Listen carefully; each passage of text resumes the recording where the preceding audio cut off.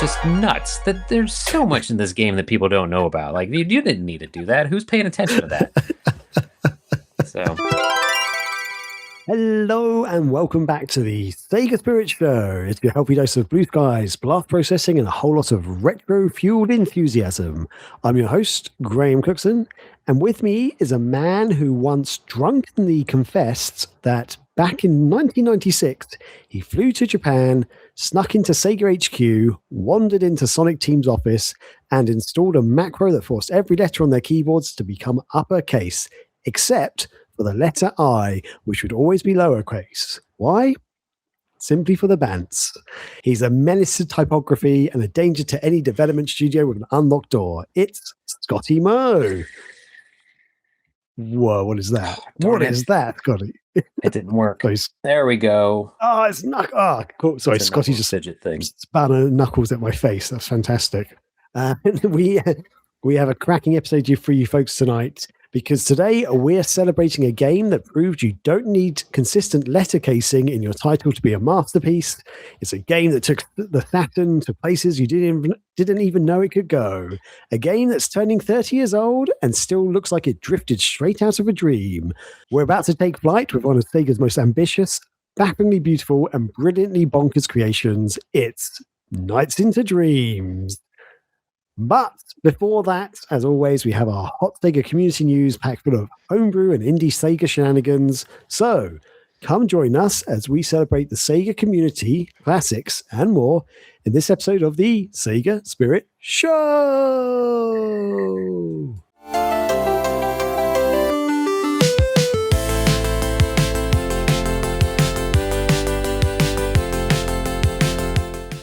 Yeah, we're back. We're back, Scotty. How are we doing? How are you doing?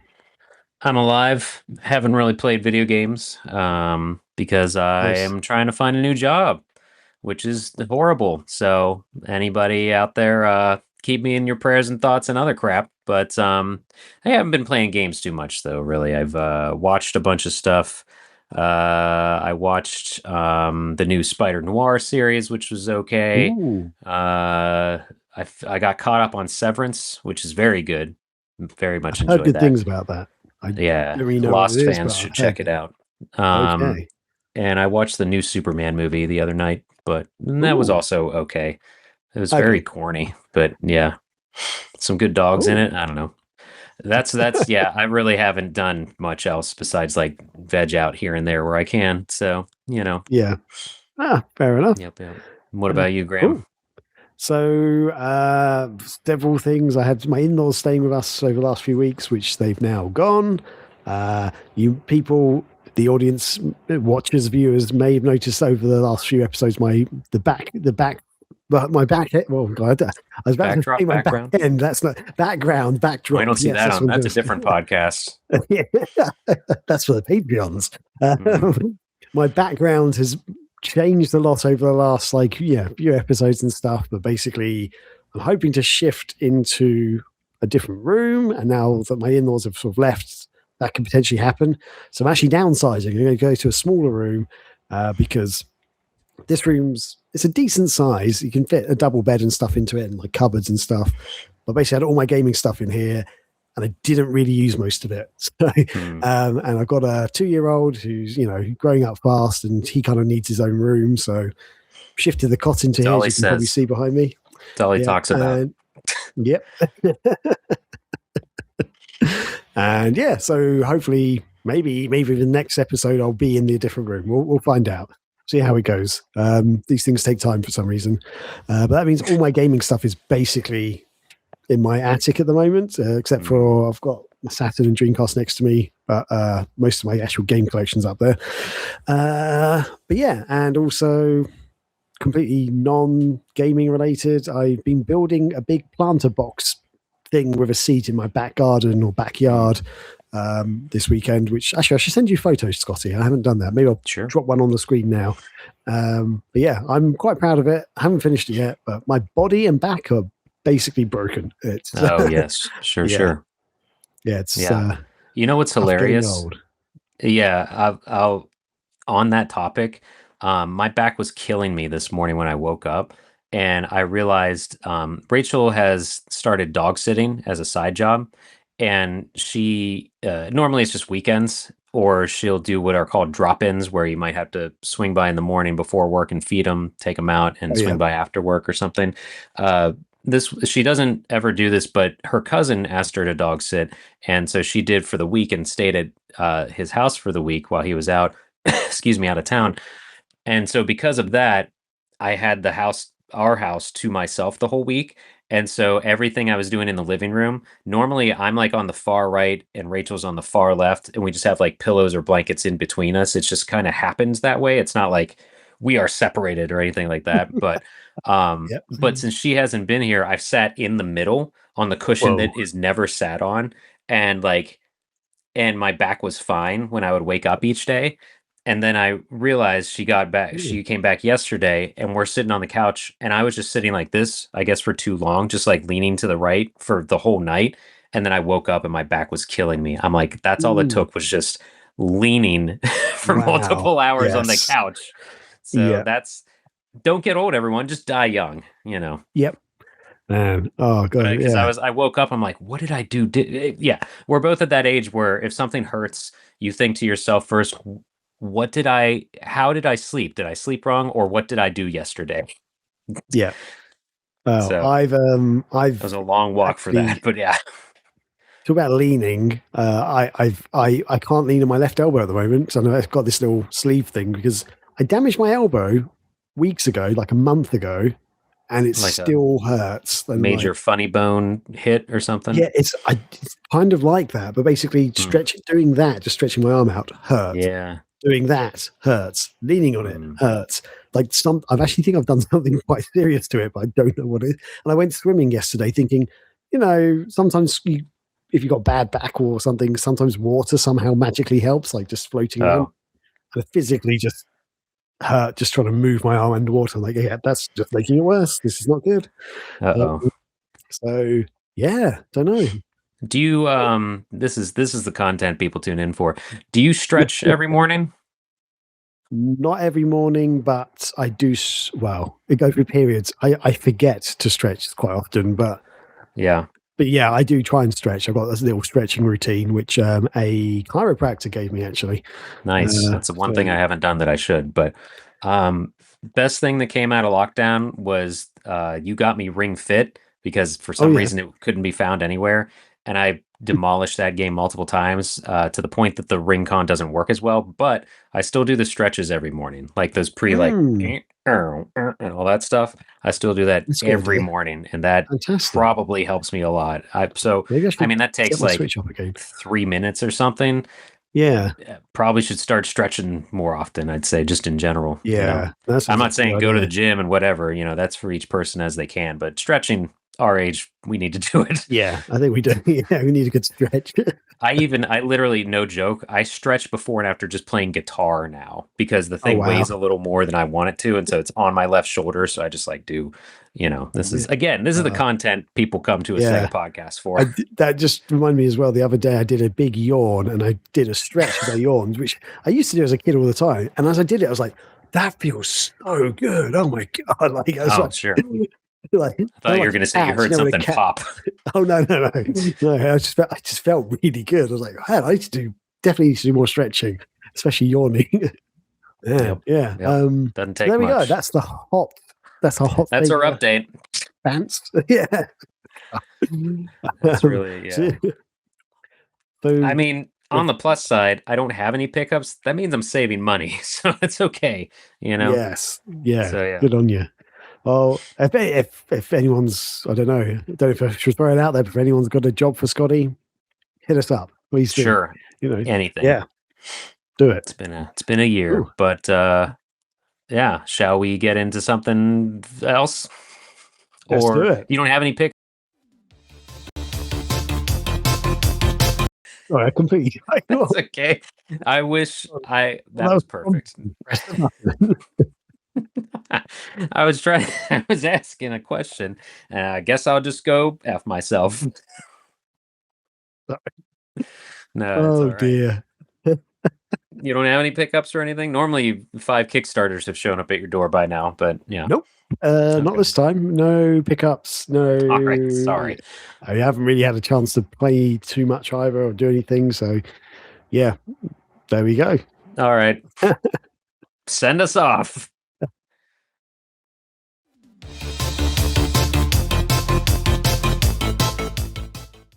Okay, so first up in the news, we have an update for a game by Mauro Xavier. We've covered his stuff in the past. He's working on Final Fight MD, a game called Drift in Rage. He's actually working on lots of games, mostly for the Mega Drive, Genesis. And he has been working on a game called Legend of Drakonnus.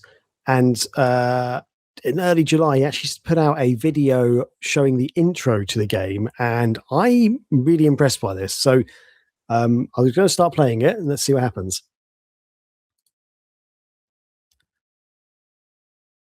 So for audio listeners, it's just going through the title sequence, like showing... The underworld tyrant sits upon his usurped throne, biding his time. But meanwhile, the village of Lilial is a peaceful settlement, where life is simple, prosperous, and happy.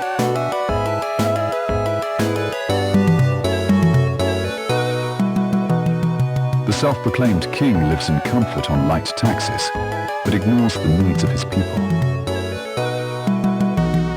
During mining excavations, a sealed passageway with reinforced bars was uncovered, sparking curiosity, which turned into sheer terror when a red miasma rapidly spread throughout the entire village. The sky turned a deep crimson with heavy clouds, bringing despair, sorrow, discord, and disease. The king fell into hardship without his luxury and taxes, feeling the pain of his people firsthand. Desperate, the king held a ritual to summon a hero, but only a flash of dark energy fell, bringing no hope. But this ritual woke a creature that could bring either ruin or salvation to every living being.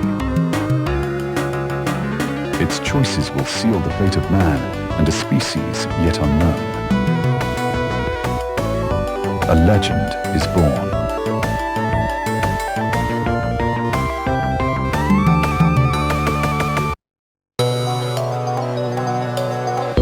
Okay, so that's the intro, basically. So I was getting myself quiet there for one specific reason.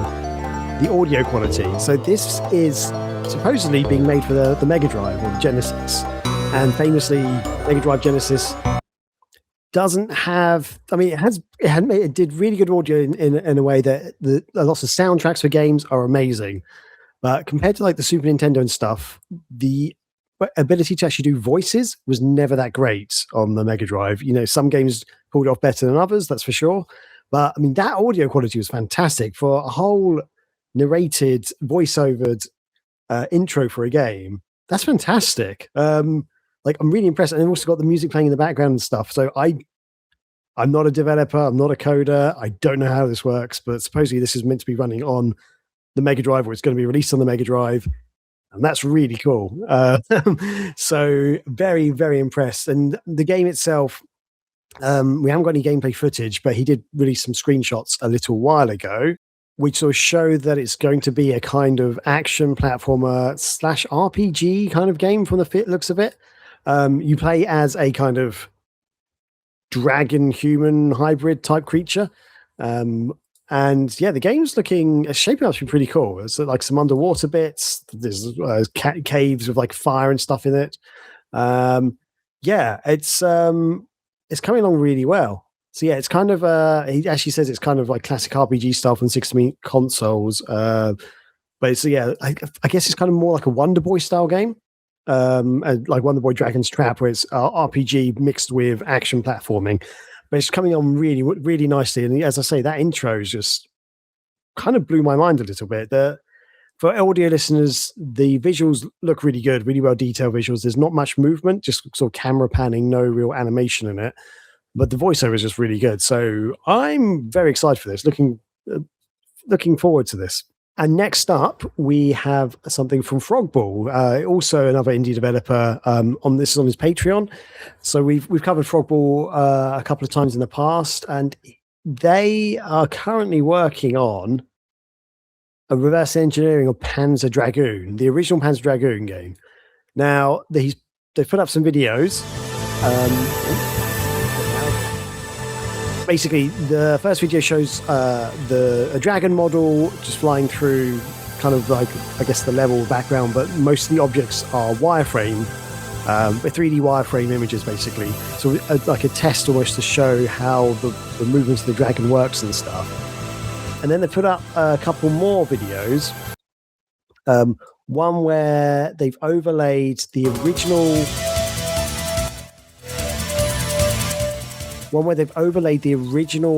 textures. These are actually the PC textures. This is reverse engineering the PC version of the game.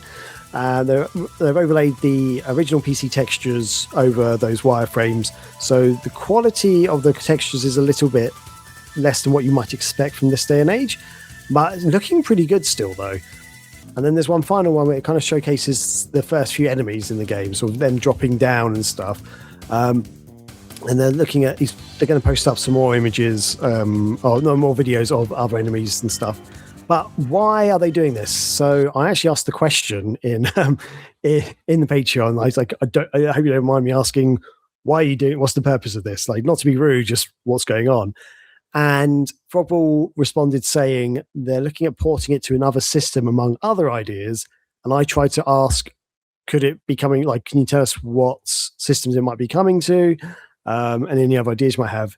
And the only response is, I have a dream, ... I'm kind of hoping that's a hint that they're trying to make it for the Dreamcast. I can't confirm that. It's not official or anything. But I know Frogball has posted up things in the past, just trying to give little hints and stuff, being very mysterious about the post. So, yeah, I'm kind of hoping we could get Panzer Dragoon on the Dreamcast. And who knows, maybe that might lead to Panzer Dragoon's Y on the Dreamcast. That would be really cool. So keep your eyes and ears posted. Yeah, this is I'm pretty excited for this as well. Or maybe Frogball's going to make their own version of Panzer Dragoon. I don't know, like a similar on-rail shooter that works in a similar way. So yeah, we'll find out.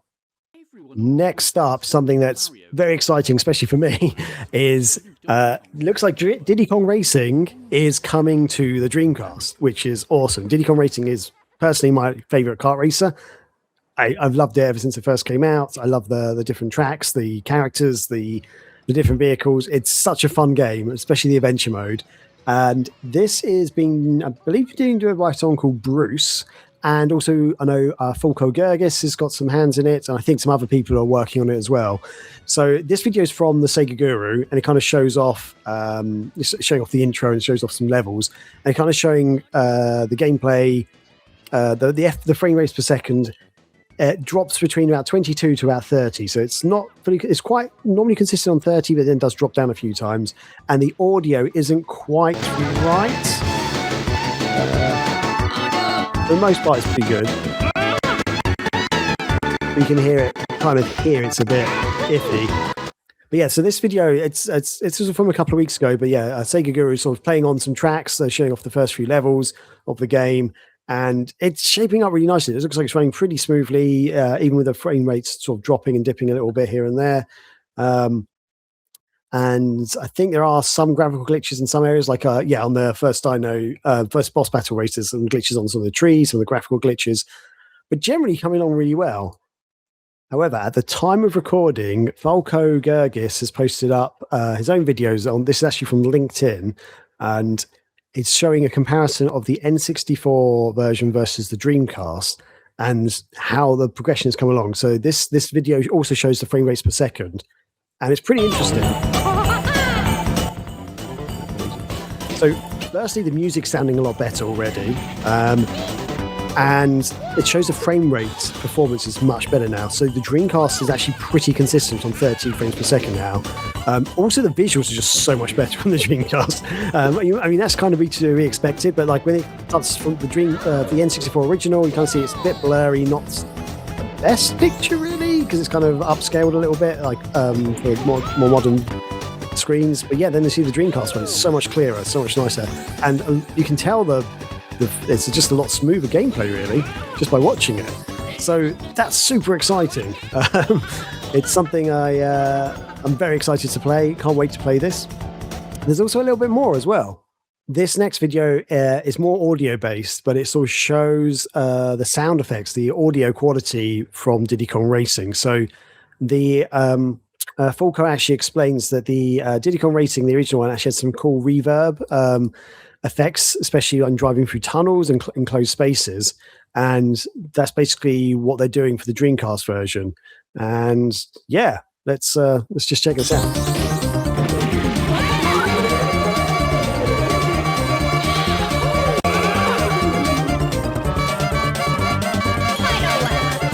You can probably hear there as Fulco's honking his horn in the tunnel. You can hear the reverb. You can also hear slight reverb on the voices. And then as soon as he came out of the tunnel and still honking, the audio changed. And it's coming on really nicely on the Dreamcast. It's looking really good and playing really well. So yes, very excited for this game. Very excited. Can't wait to play this, guys. You keep up the amazing work as always.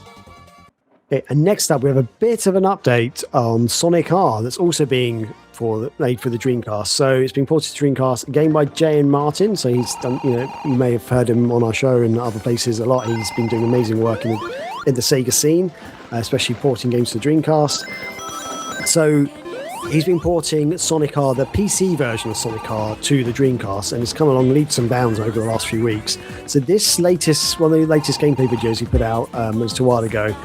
It sort of shows the actual weather effects in the game. So this is something I didn't actually realize this game had this. So I've only really played the Sega Saturn version, which did not have different weather effects.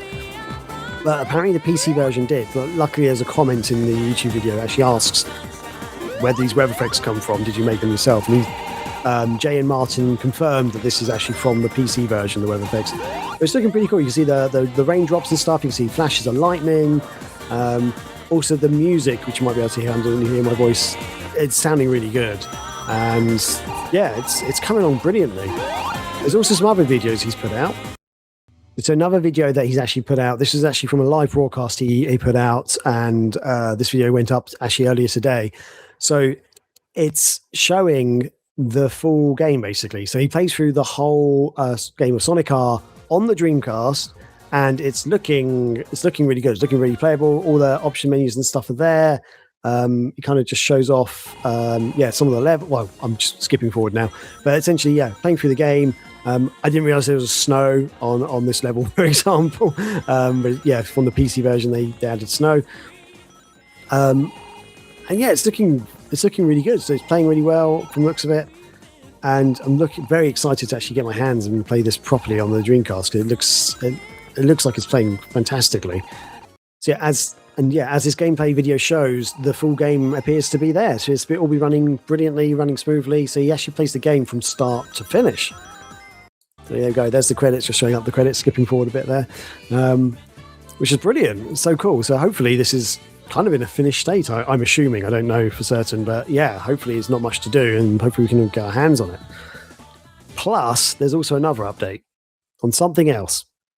So in the same stream, J.N. Martin posted up another video, played another game during the stream, which is just, you might guess from some of these logos that are coming up right now. For audio listeners, some logos appeared on screen now. There's an image of the Sonic Mania logo just appears on the screen, let's put it that way.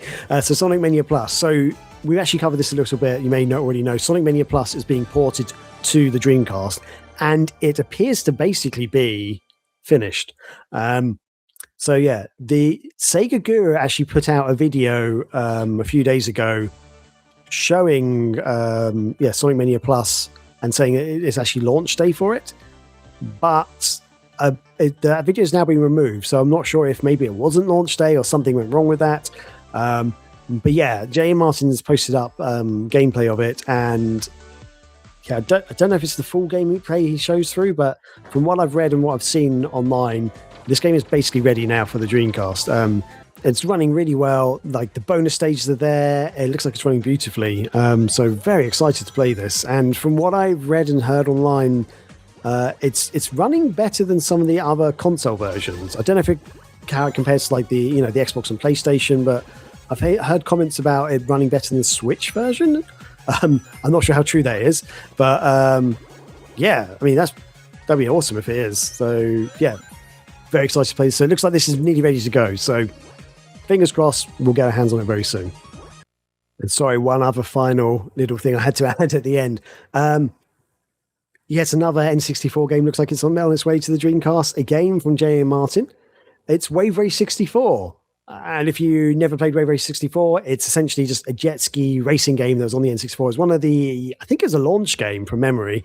It's definitely one of the earlier games that came out on it. But back then it was praised for like the beautiful water effects, because back then on consoles you didn't really get the decent water effects like you do now. And yeah, it looks amazing. And it still actually looks pretty good, to be fair. Like it looks like liquid in that you're racing on. So yeah, it's really cool game. Jay and Martin put out some video game showing gameplay footage a little while ago. There are some other videos online I've seen of other people, but looks like it's coming along really nicely. So if you're into Wave Race, I'm a big fan of Wave Race myself, so I'm looking forward to playing this. But yeah, this is another N64 game that's making way to the Dreamcast, and yeah, just bolstering our game collections, it seems. So yeah, fantastic. Well, that just about does it for the news this episode. And with that, let's move on to our feature discussion about Nights into Dreams.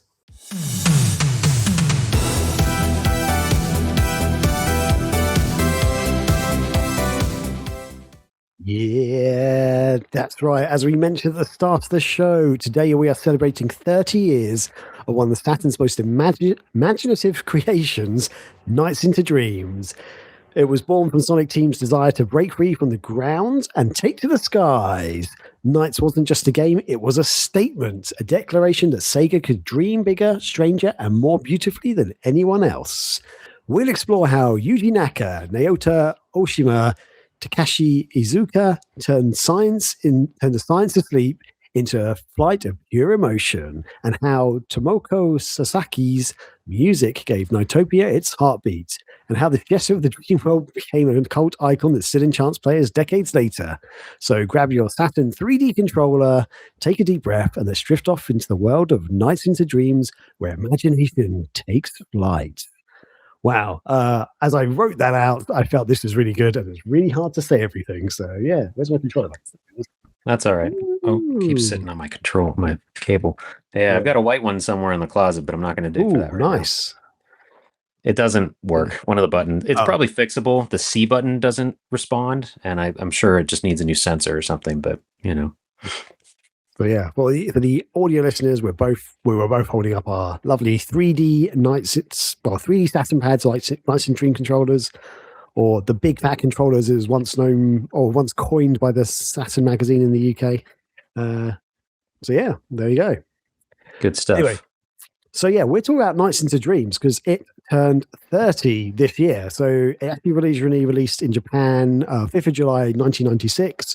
In North America, it's the 20th of August 1996. In Europe, 5th of September 1996. So for North America and Europe, we're a little bit early, but late for Japan, I guess. But yeah, so around this time of the year, this is when you can celebrate its birthday, I guess.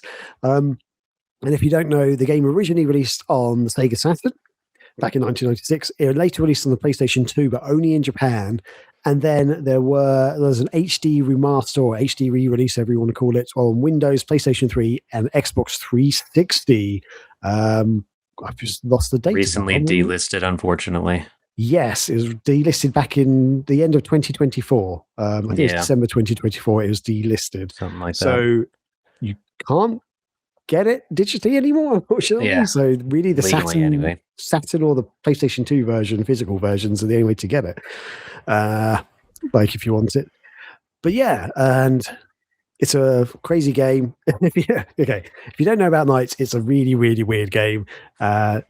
Essentially the story is that you kind of take control of one of two kids, Elliot or Clarice, and you enter Nightopia, which is basically a dream world, which has been threatened by Wise Man the Wicked, and the children merge with Night, who is an androgynous, rebellious nightmare who can fly, and basically helps the kids achieve their dreams. Achieve their dreams. Interesting. Weird. I've always called her Clarice. You say Clarice. I don't know which one it actually is because I've never heard it out loud by someone who made this game. I don't know. But yeah, they merged with Knights to fight their own nightmares and also somehow save Nightopia at the same time. That I wasn't clear on, honestly. I think that's it, but I will say between the two stories, Clarice is definitely a little more dire than, well, I don't know. I guess it depends on how you look at it. Elliot just got his butt kicked in basketball, like street basketball, just with a couple of other jerks from another school or his school or something. And meanwhile, Clarice is trying to audition for a singing. I guess it's for the Twin Seeds bicentennial or whatever the heck it is, a big party or something. But she has a musical singing audition. Elliot was just playing basketball and got owned by some kids that I assume are his age. They all wear kind of the same thing but different colors. Yeah. Some older kids. Okay, so this is actually from nightsinthedreams.com. Basically, some older kids from school show up and challenge Elliot and his friends to a game. The teammate passes along to Elliot, who's just feet from the nets, but the star player on the other team steals the ball. A long pass down court and slam dunk finishes the day. Elliot walks back home alone. But okay, let's talk about the game, shall we? A little bit about what is Knights. Do you want to give a sort of brief description of what Knights is, Scotty? Like the gameplay and everything? The game, yeah. What is Knights? Yeah. They advertise it as a 3D game, which it is, but you play it on a 2D plane. So I don't know if you want to bring up gameplay or anything while I'm describing it. Let's do that. Because you can explore the world entirely. And what we're actually watching is from my recent marathon in May, the Saturn Day marathon, where I played Knights for a little bit. But the gameplay, I say it's in a 3D plane, or it's in a 3D world. You start as the kids, one or the other, Clarice or Elliot. You can walk around anywhere, but there's a clock that will get you. So you're kind of on a time limit, literally. But otherwise, once you walk up to this gazebo-looking thing where Knights is trapped, they can only escape when they fuse or I don't know what we combine with someone. Mm-hmm. And once you walk in there, you control Knights and you fly around. And this controller was made for this game. So the 3D control pad you use to do circles, complete like 360s, or you can actually move in a 360-degree circle way easier than you could with a D-pad. And so you are flying through, you can go up and down and all around, but you're collecting orbs to then fill up this thing. I forget what it's called. I don't remember what anything's called. I have the manual in front of me. I could find out. But you are collecting orbs to fill it up. It needs 20, and then you'll get the Idia thing, which is a different colored orb in there. And throughout the levels, you also have enemies that are flying around that'll stop you, hurt you, slow you down. You can do a paraloop around them to kill them or make them disappear or go away or whatever. And you also collect things like that give you links that increase your score. And it's not obvious at first, but this is a very score-based game. Well, maybe it is kind of obvious because you do get graded at the end of each level. But I acquired a much larger appreciation for this when I learned how you could get a better grade. I think it's A through E, it's A through F, but I don't think there's an E. I think it's A, B, C, D, F, if I remember correctly. I could be wrong though. But yeah, Knights is a crazy acrobatic game. If you know how to play it and know what you're doing, it's very smooth and you have like a flow that you get into. But if you're like me and when you rented it and didn't have the 3D controller, you have no idea what you're doing with the D-pad. We'll get into that more later probably. But it is a 3D game, but you're really on a 2D plane. So I think that confused some people with the marketing. Yes. Yeah, definitely. The marketing actually... I think the marketing specifically says you get to fly in a 3D world, basically. For the first time ever, one of the adverts says, or something, I actually watched on the adverts before we did the show. And I was like, yeah, that's not true at all. There's never been a game like Sega Saturn Knights. Not now, not ever. I think I remember one of them says that, right? Yeah, basically. Which is true to an extent, because there really wasn't anything like this. But yeah, the way they marketed it was like full 3D flying around sort of thing. And there was also another advert where they drop like a PlayStation off a skyscraper, and they go and they talk about how like this in the Saturn you can fly, but the PlayStation can't fly, sort of thing. And like it keeps cutting between the PlayStation falling off the skyscraper tonight, which I couldn't find the full advert of that, but I found one which has a clip of it. But yeah, anyway, yeah, it's I think it's such a unique game that I struggle to actually explain this to people quite often when I've tried to explain it. And I think you did a relatively good job there. So well done. Better than I could, that's for sure. You're just flying around and you're trying to bump up your score by maintaining a pattern of links, which is you have like one link when you collect an orb or a star item thing, little I don't even know what they are really, but or also I think killing enemies, getting things with paraloop maybe also, but yeah. So and I mean there's a lot going on in this game though that they really don't make apparent unless you dig, such as the Nighttopians that are the inspiration for the Chow eventually for Sonic Adventure. But the Nighttopians, you can hatch an egg and it starts as a kid and then it does grow older and you can interact with them. You can accidentally kill them or send them away with your paraloop or whatever. And also you might have like 6 or 7 of those guys running around on a level. And sometimes it might slow down the game a little bit because so much is happening, but there's a lot happening in this game. Yeah. I think it's fair to say it's one of those games that the general premise and if you wanted to get in and play it, it's quite a shallow game. Like as in, it's easy enough to get into and play once you kind of get the very basics of I need to collect these orbs and fly into the. What are they called? My brain's gone completely. I'll find it while you're talking about them. Okay, so yeah, those things that you fly into, and then they get to the end goal. Like that's all very basic, and you can kind of make your way through the game and have fun. You can have fun doing that.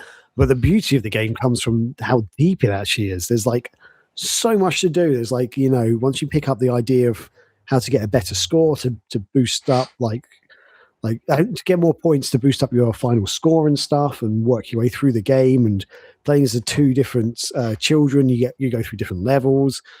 And, going back to when I first played this game, I didn't beat the game for years. Like to do a single playthrough, it's like an hour's worth of gaming. Like it's not much, but there's so much replayability in this game, and like the nuances within it. You spend years just playing it because like you might need to get a bit better at the game or whatever. And I didn't know. I thought for years Riella was the final boss of the game. And I didn't realize there's a whole other boss and like all this other stuff that happens in the game. I was like, what? Because I just wasn't very good at it, really. I think because I never got to beat it. No, I get that. The thing is though is that, and by the way, they're called. I'll just read this here. Each dream has 4 mares, as in nightmare, has 4 mares or stages. In each mare is an idia capture, which guards one of the types of captured dream energy. Collect blue chips. Collect blue chips and give them to the idiot capture to overload it and release the stolen dream energy. So there you go.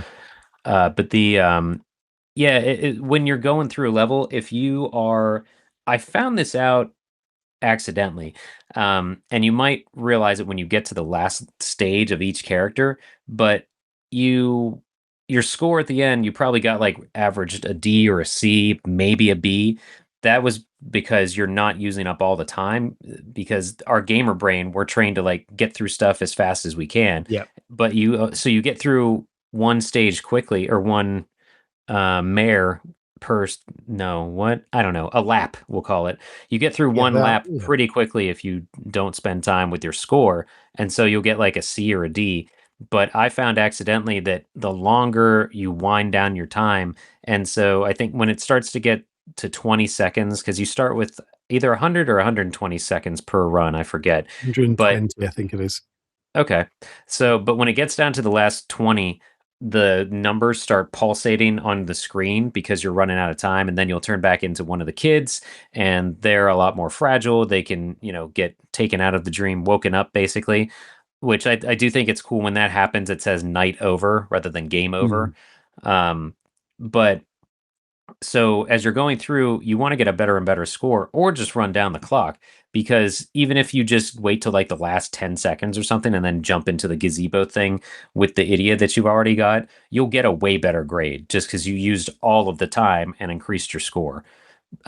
Yeah. So yeah. So, and the Yeah. bosses, you also get graded on those too. Yeah, but I think interestingly, I think the bosses, you do need to do them as fast as possible. So it's almost like the Their opposite. level, yeah, the boss fight, yeah. Yeah. So yeah, as you say, the normal levels you don't want to do as fast as possible. You want to do as the best score. So keep going, even when you destroy the guardian thing. Yeah, you can The keep capture, going round yeah. do the laps. You can still keep doing laps if you don't go through the end goal bit. But yeah, the bosses you kind of have to try and do as quickly as possible. And the thing is, each boss actually has a weakness, an extra weakness as well. So there are ways to kill the boss normally, but so each boss is different, and the way you defeat them is different.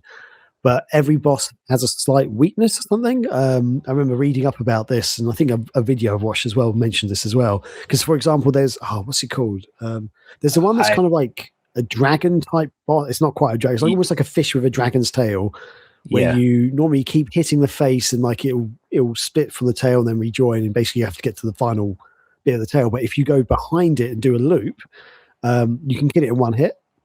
Yeah, I did this in the gameplay that we're watching. Oh, fantastic. That's the only one I've ever done. If you want to rewind, you can to Gilwing. But yeah, he's a one-hit kill if you can do that, because you do a paraloop around the end. Excuse me.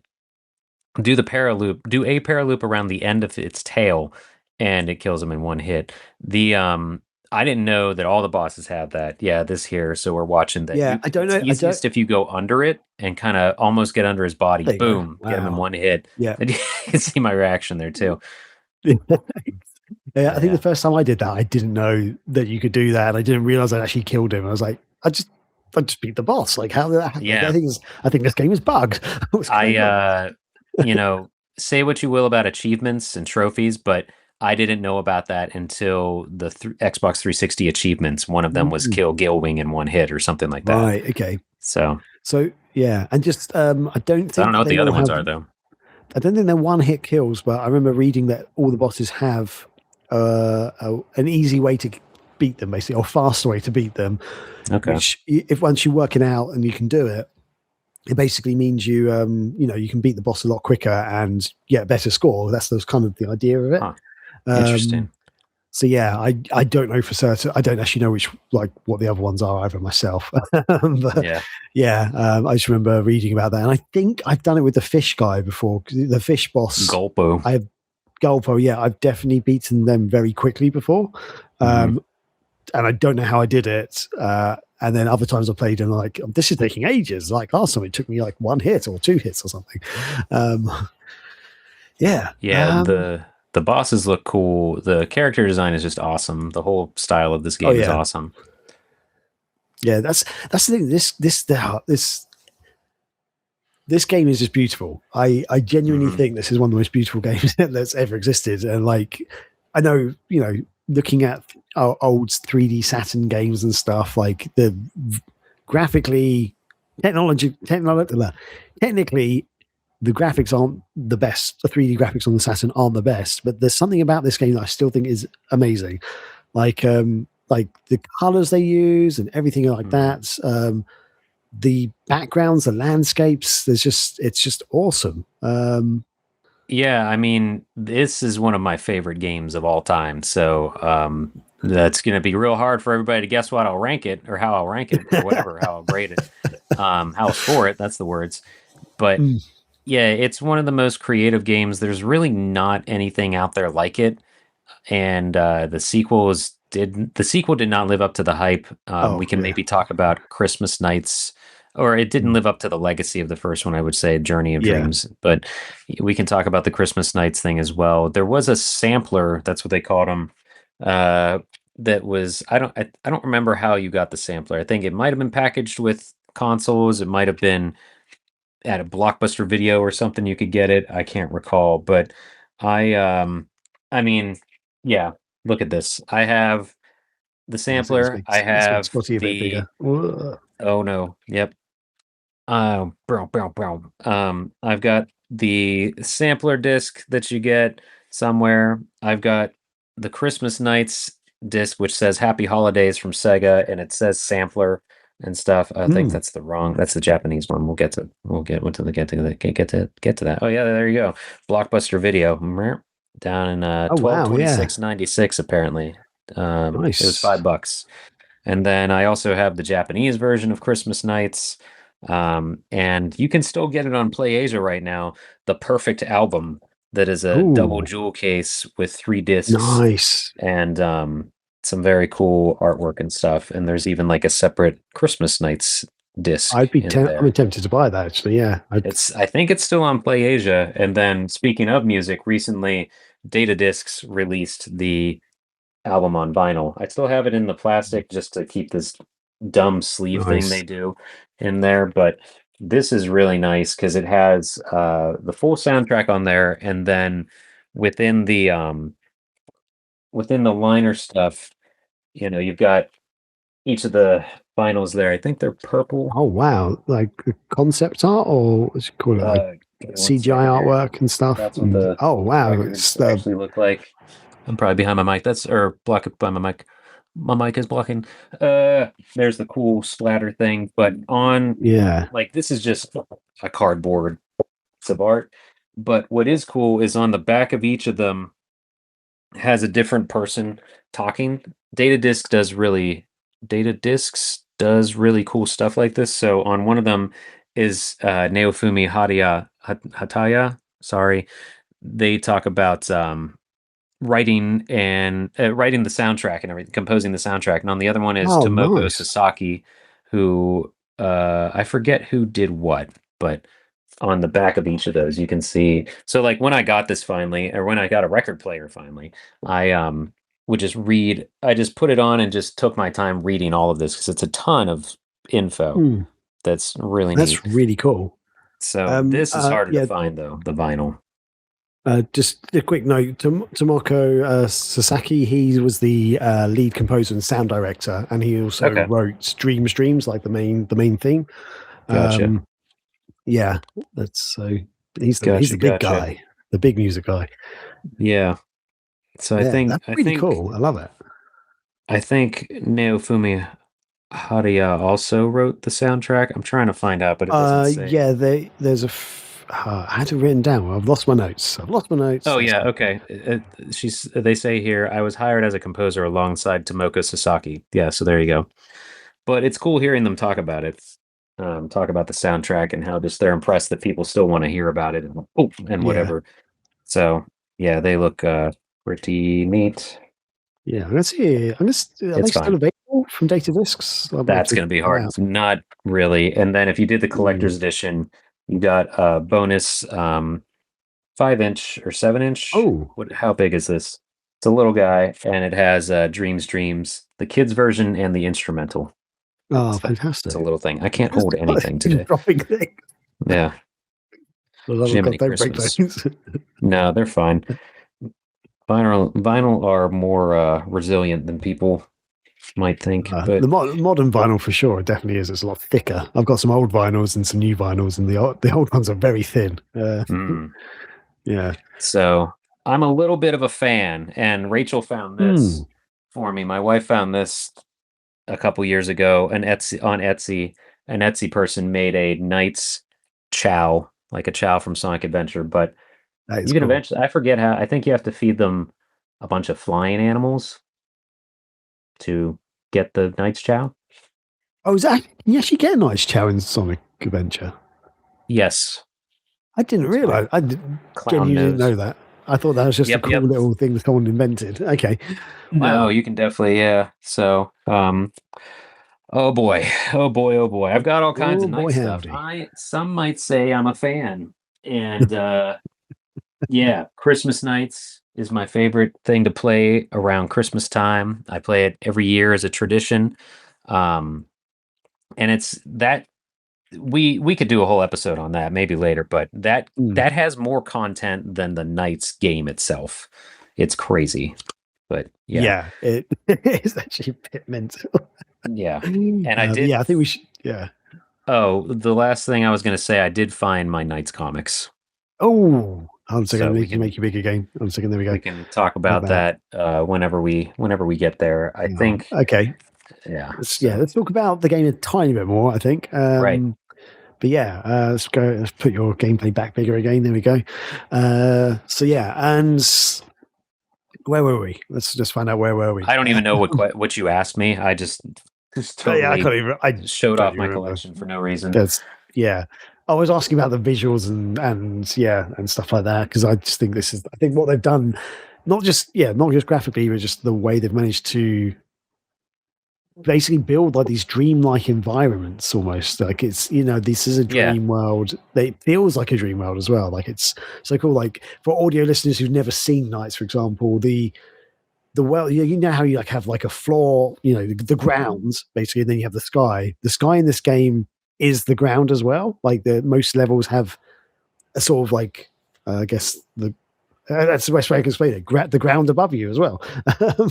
uh, and I think the stuff, yeah, like each world is very different as well. You get like it's not just the standard, a frozen world, a water world, I don't know, desert world. There are those sort of elements to it, and like some of the worlds, but not all of them. Like there's, I think my favorite level. I've actually just forgotten what it's called.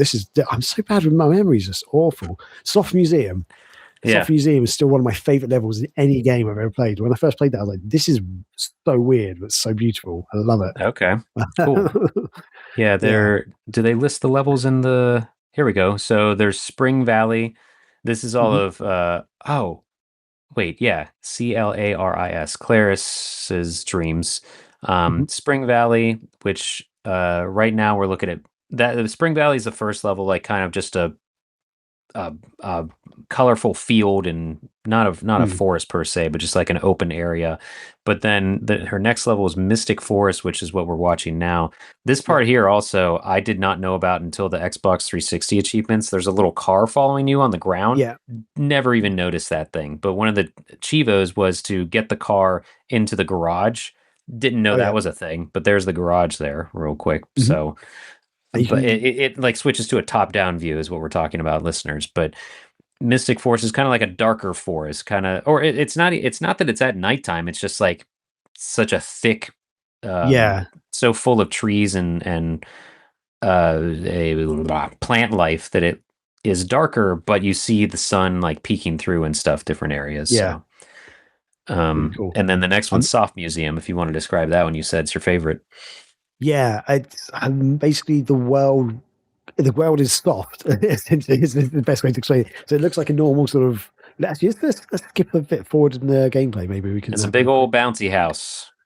Yeah. Oh, I've gone way too far. Whoa. What the hell was that? That's. Maybe you did. I alternate between the kids whenever I play. I never Oh, go okay. straight through Yeah. each Okay. campaign. Yeah. Because I think that was actually Elliot's level. But yeah.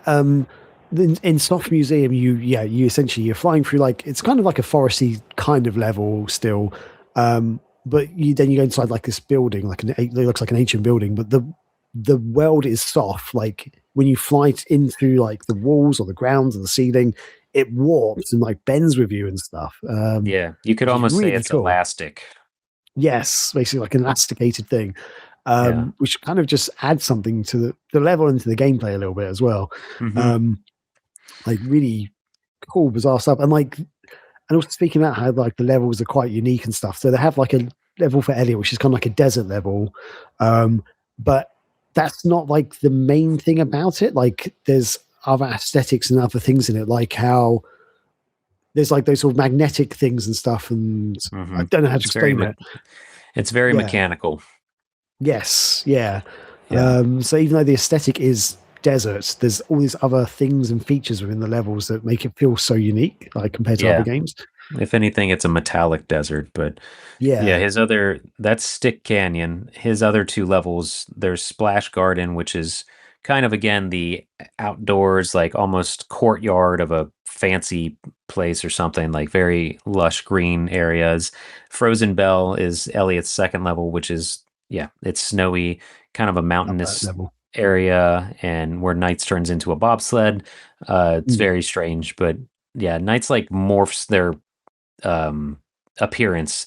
At one point, they're a bobsled. At one point, they're kind of a fish mermaid thing, mer person thing.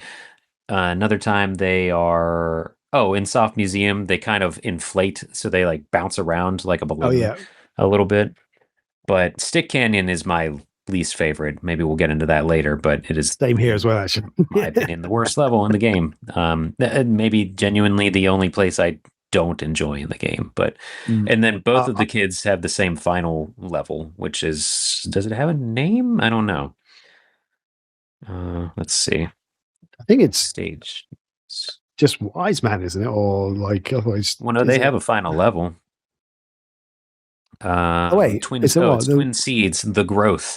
So each level here actually has a sub name or something, like Dream 1, Spring Valley, The Ideal. Dream 2, Mystic Forest, The Possibility. Dream 3, Soft Museum, The Confusion. And then for Elliot, Dream 1 is Splash Garden, The Affection. Dream 2, Frozen Bell, The Consciousness. Dream 3, Stick Canyon, The Revival. And then for both of them, Dream 4, Twin Seeds, The Growth. Yeah. And I did not get to it in this run, unfortunately. I didn't get to the last level because I kept screwing up on the boss that I hate the most, which is Jackal. Oh, yeah, Jackal's...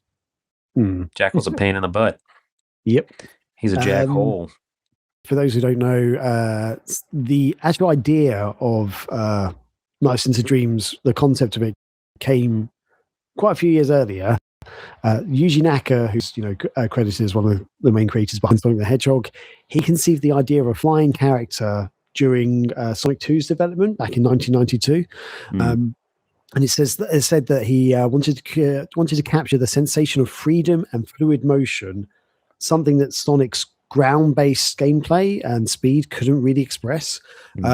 Apparently, the idea simmered in the background until Sonic and Knuckles was finished in 1994, and then Sonic Team basically committed to making the game, and they kind of planned to actually make the 3D controller specifically for this game, because as you mentioned earlier, using a normal D-pad to do the motions really wasn't very practical, and they wanted it to be a proper experience for all gamers.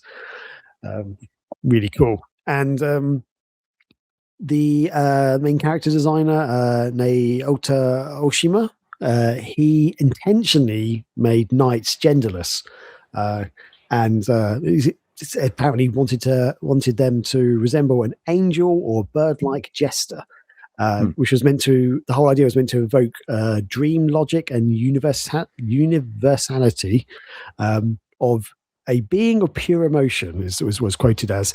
And this design choice has been confirmed in interviews, which are actually archived on nightsintodreams.com. And he is quoted as saying, "Knights should belong to everyone's imagination." There you go. There you go. I did find the meanings of the levels also, if you wanted that. Perfect. Still. Yes. They were psychological motifs. So they explore the subconscious of Jungian psychology, Carl Jung, and the stages and their concepts, Spring Valley, Splash Garden, Soft Museum, are designed to reflect the psychological state, memories, and desires of the dreamers. So there you go. Fantastic.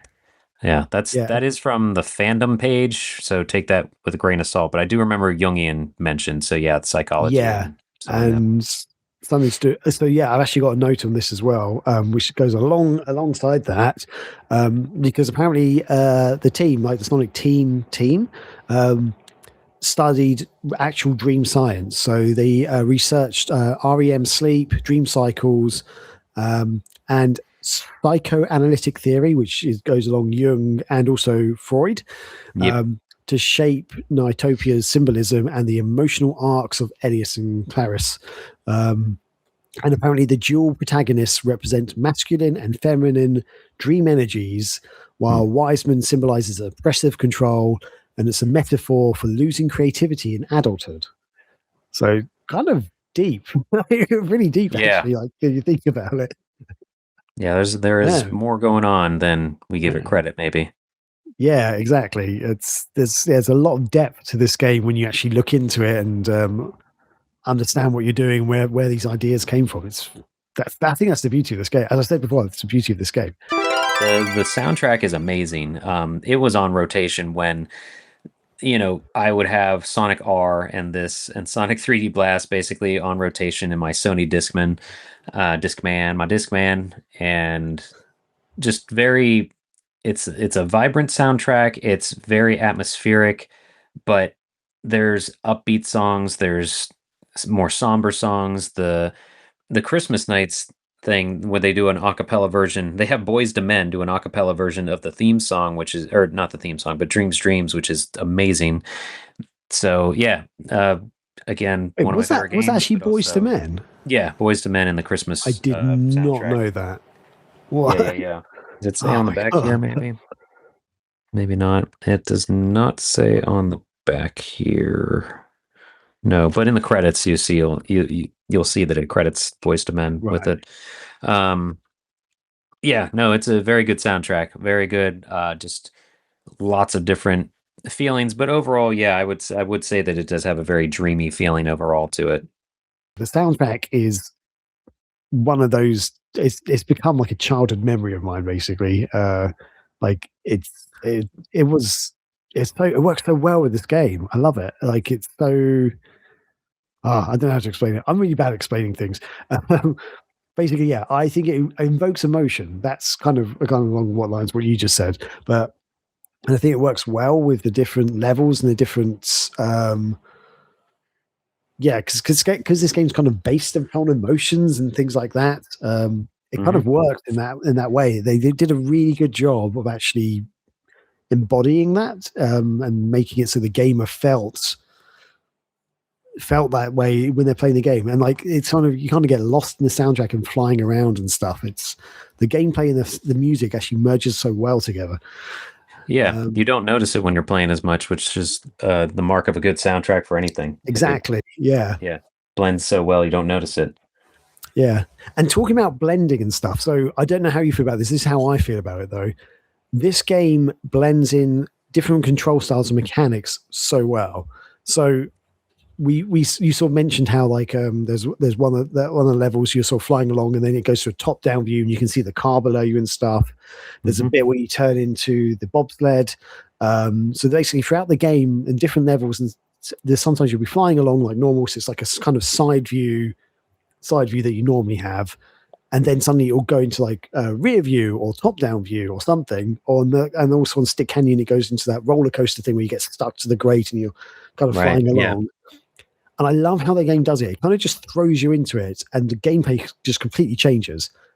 And then it'll only be for like a few seconds, like, at the most 15, 20 seconds. And then it kicks you out of there back into the normal 2D world. Hmm. And when that first happened to me, I was like, what the hell's going on? But then after I understood it, I was like, oh, this is cool. I'm like going behind him now, I'm controlling knights from behind. And then it kicks you back into normal gameplay. I'm like, okay, that's cool. But it does it in such a good way that it just does it naturally. It kind of throws you in there, throws you out. Whereas other games, I feel like you'd get to a point where it's like, now we have to change the controls. So kind of like there'll be like a cutscene or something would happen in the game that makes you go, okay, I know I'm going to go and do this now. Then I do that. I go into a different view, and then something will happen. It'll sort of chuck me out, and then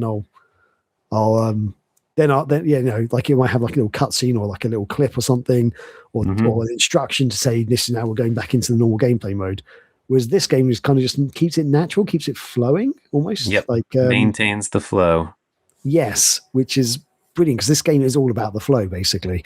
It is. And that's just something that I like. Oh, we're actually watching Soft Museum right now. Just if anyone's interested to Oh actually yeah. see knights flying near the ground like warps to go through, basically. It's really cool. And then you go into the museum thing, which then you get to bounce around and stuff in the museum, and yeah. I was trying to Anyway, see if the last level is. I actually don't play it at all during this stream, but we should talk about the last level real quick. Both kids have the same um, level for the final map, and if he selects it, that would be great. yeah, Elliot is going there now. He's cheering himself on with his blocky hands and all of the idiot twin yeah. seeds, the growth. It's the Okay, growth. Yeah, so this one you start in front of the gazebo, but you get bapped backwards like Wiseman nails you. Can you pause it real quick? yep. So you walk up like you have for the rest of the game because you think you know how this game works now, and instead you get thrown, like you bounce off of it, you get thrown, and then you see a silhouette of Wise Man in the background, and then you're thrown onto this little platform as the child. Still, you're still either Elliot or Claris, and there's nowhere else to go. It's like a very tiny, like there's a little piece of kind of road with lines on it and like these little lights looking on this one part, kind of a forest, little shrubbery area, and there's nowhere to go. So you have to just commit suicide, I guess, and jump off the level. And then it just goes quiet. And then the theme song plays, and you hear dun dun dun. And instead of knights flying up, you're still one of the kids. You're either Elliot or Claris flying around now, as you did as like you did as knights, and you're getting collecting the clips. Is that what they call them? To unlock the Idia, and then eventually, but there's no level. It's just black darkness and like different. I think if you look down far enough, you're above Twin Seeds maybe, and Knights is trapped in the Twin Seeds tower. Maybe I'm possibly assuming too much, but but it is because it's also called Twin Seeds, which is the city where Elliot and Claris live. And so, yeah, I think you are above the city or something. Yeah, because I saw the tower. Yeah. Okay. So Knights is trapped like in the tower of Twin Seeds or whatever you would call that. Oh, it is called mare. It said one mare. And you follow the arrow and you jump off and then bum, bum, bum, and you're just flying around as Elliot or Claris, flying around as a child, and you go through very quick levels where you are still collecting stuff, but there's no enemies around. I don't know if I remember correctly. There are those annoying like spike rings you have to fly through still, but there are, I think, only 20 clips to collect in each thing, so you have to know where they all are. I've messed up on this one before, like on the very last one, and not gone fast enough. But when you get the thing is though, you never turn into knights on this level.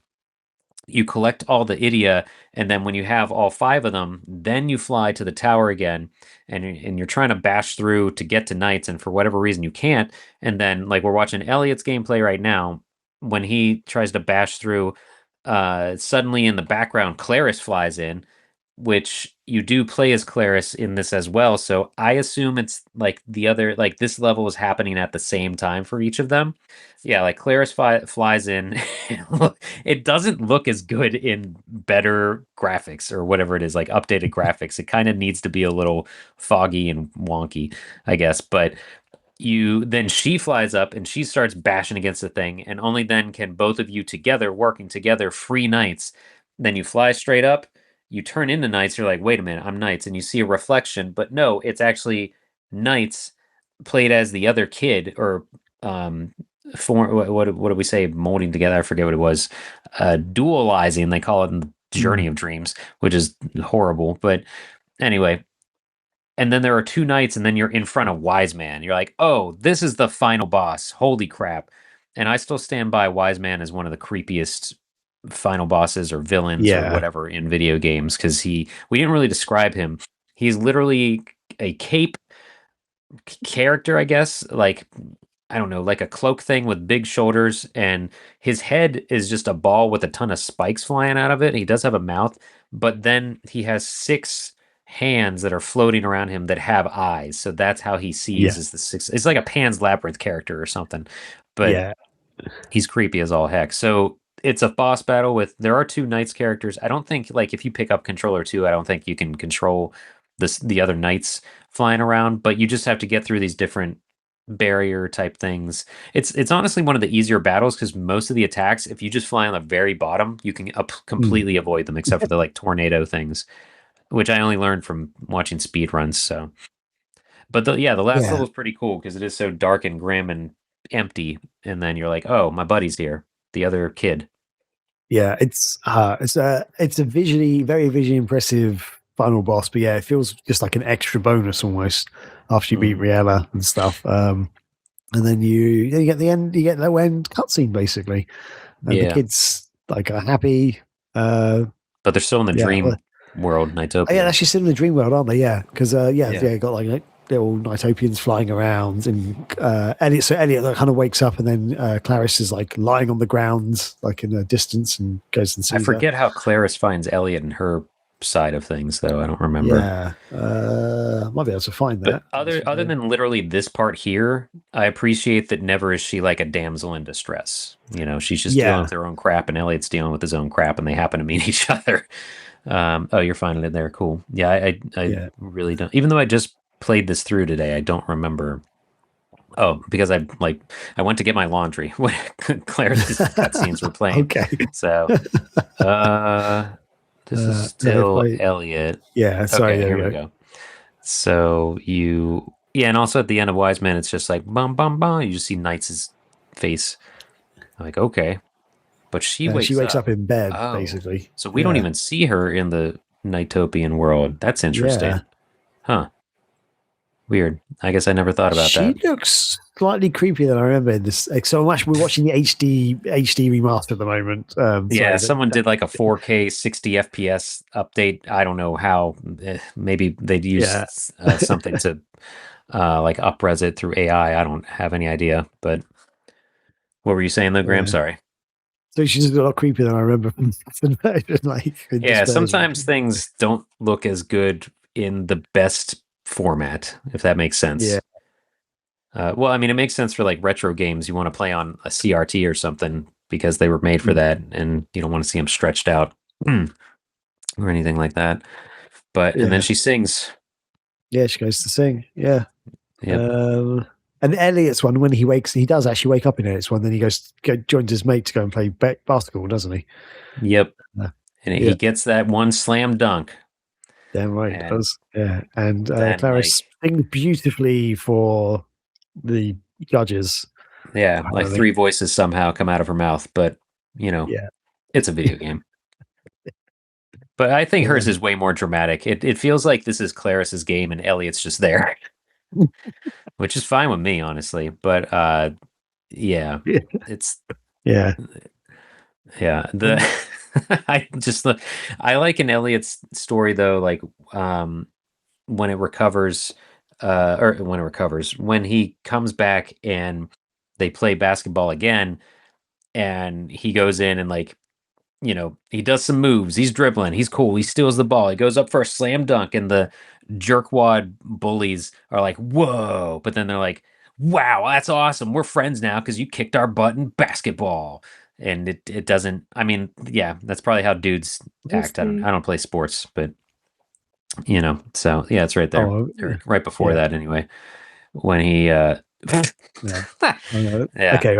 he wakes up, the kids from the blue school, maybe he's the Crips and they're playing the Bloods in basketball. That's exactly this is a gang. That's what it is. This is a gang war. That's what there is jeopardy here. It's a proper gang war. Yeah. Crips and the Bloods going at it and be confident nod just before he goes onto the court. He gets the ball. Oh, no way. Pass it to his friend. Friend does the behind the thing pass. Elliot's like, yeah, I got this, bro.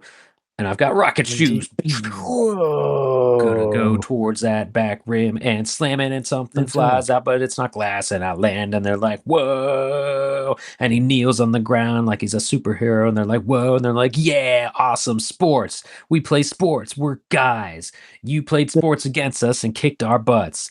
And Elliot's like, hell yeah. That's probably not what he says, but then the next scene, they like pan down from the top of Twin Seeds, and I love this because it's just a dumb high five, like we rock, I don't even know. Hell yeah. See ya, bro. I gotta go check out a dumb parade. I don't know. There's something just like the 100-year celebration of Twin Seeds, and it's a big parade. Some of this stuff I just think they thought, let's just add this in, like there's no real logic behind it. And then Elliot's tripping. He's on a bad trip or something because he thought he saw Knights in a billboard. Yeah. But then he gets to watch and hear Clarice, her show, her... Yeah, I forgot about this bit. Whatever it is, I forget.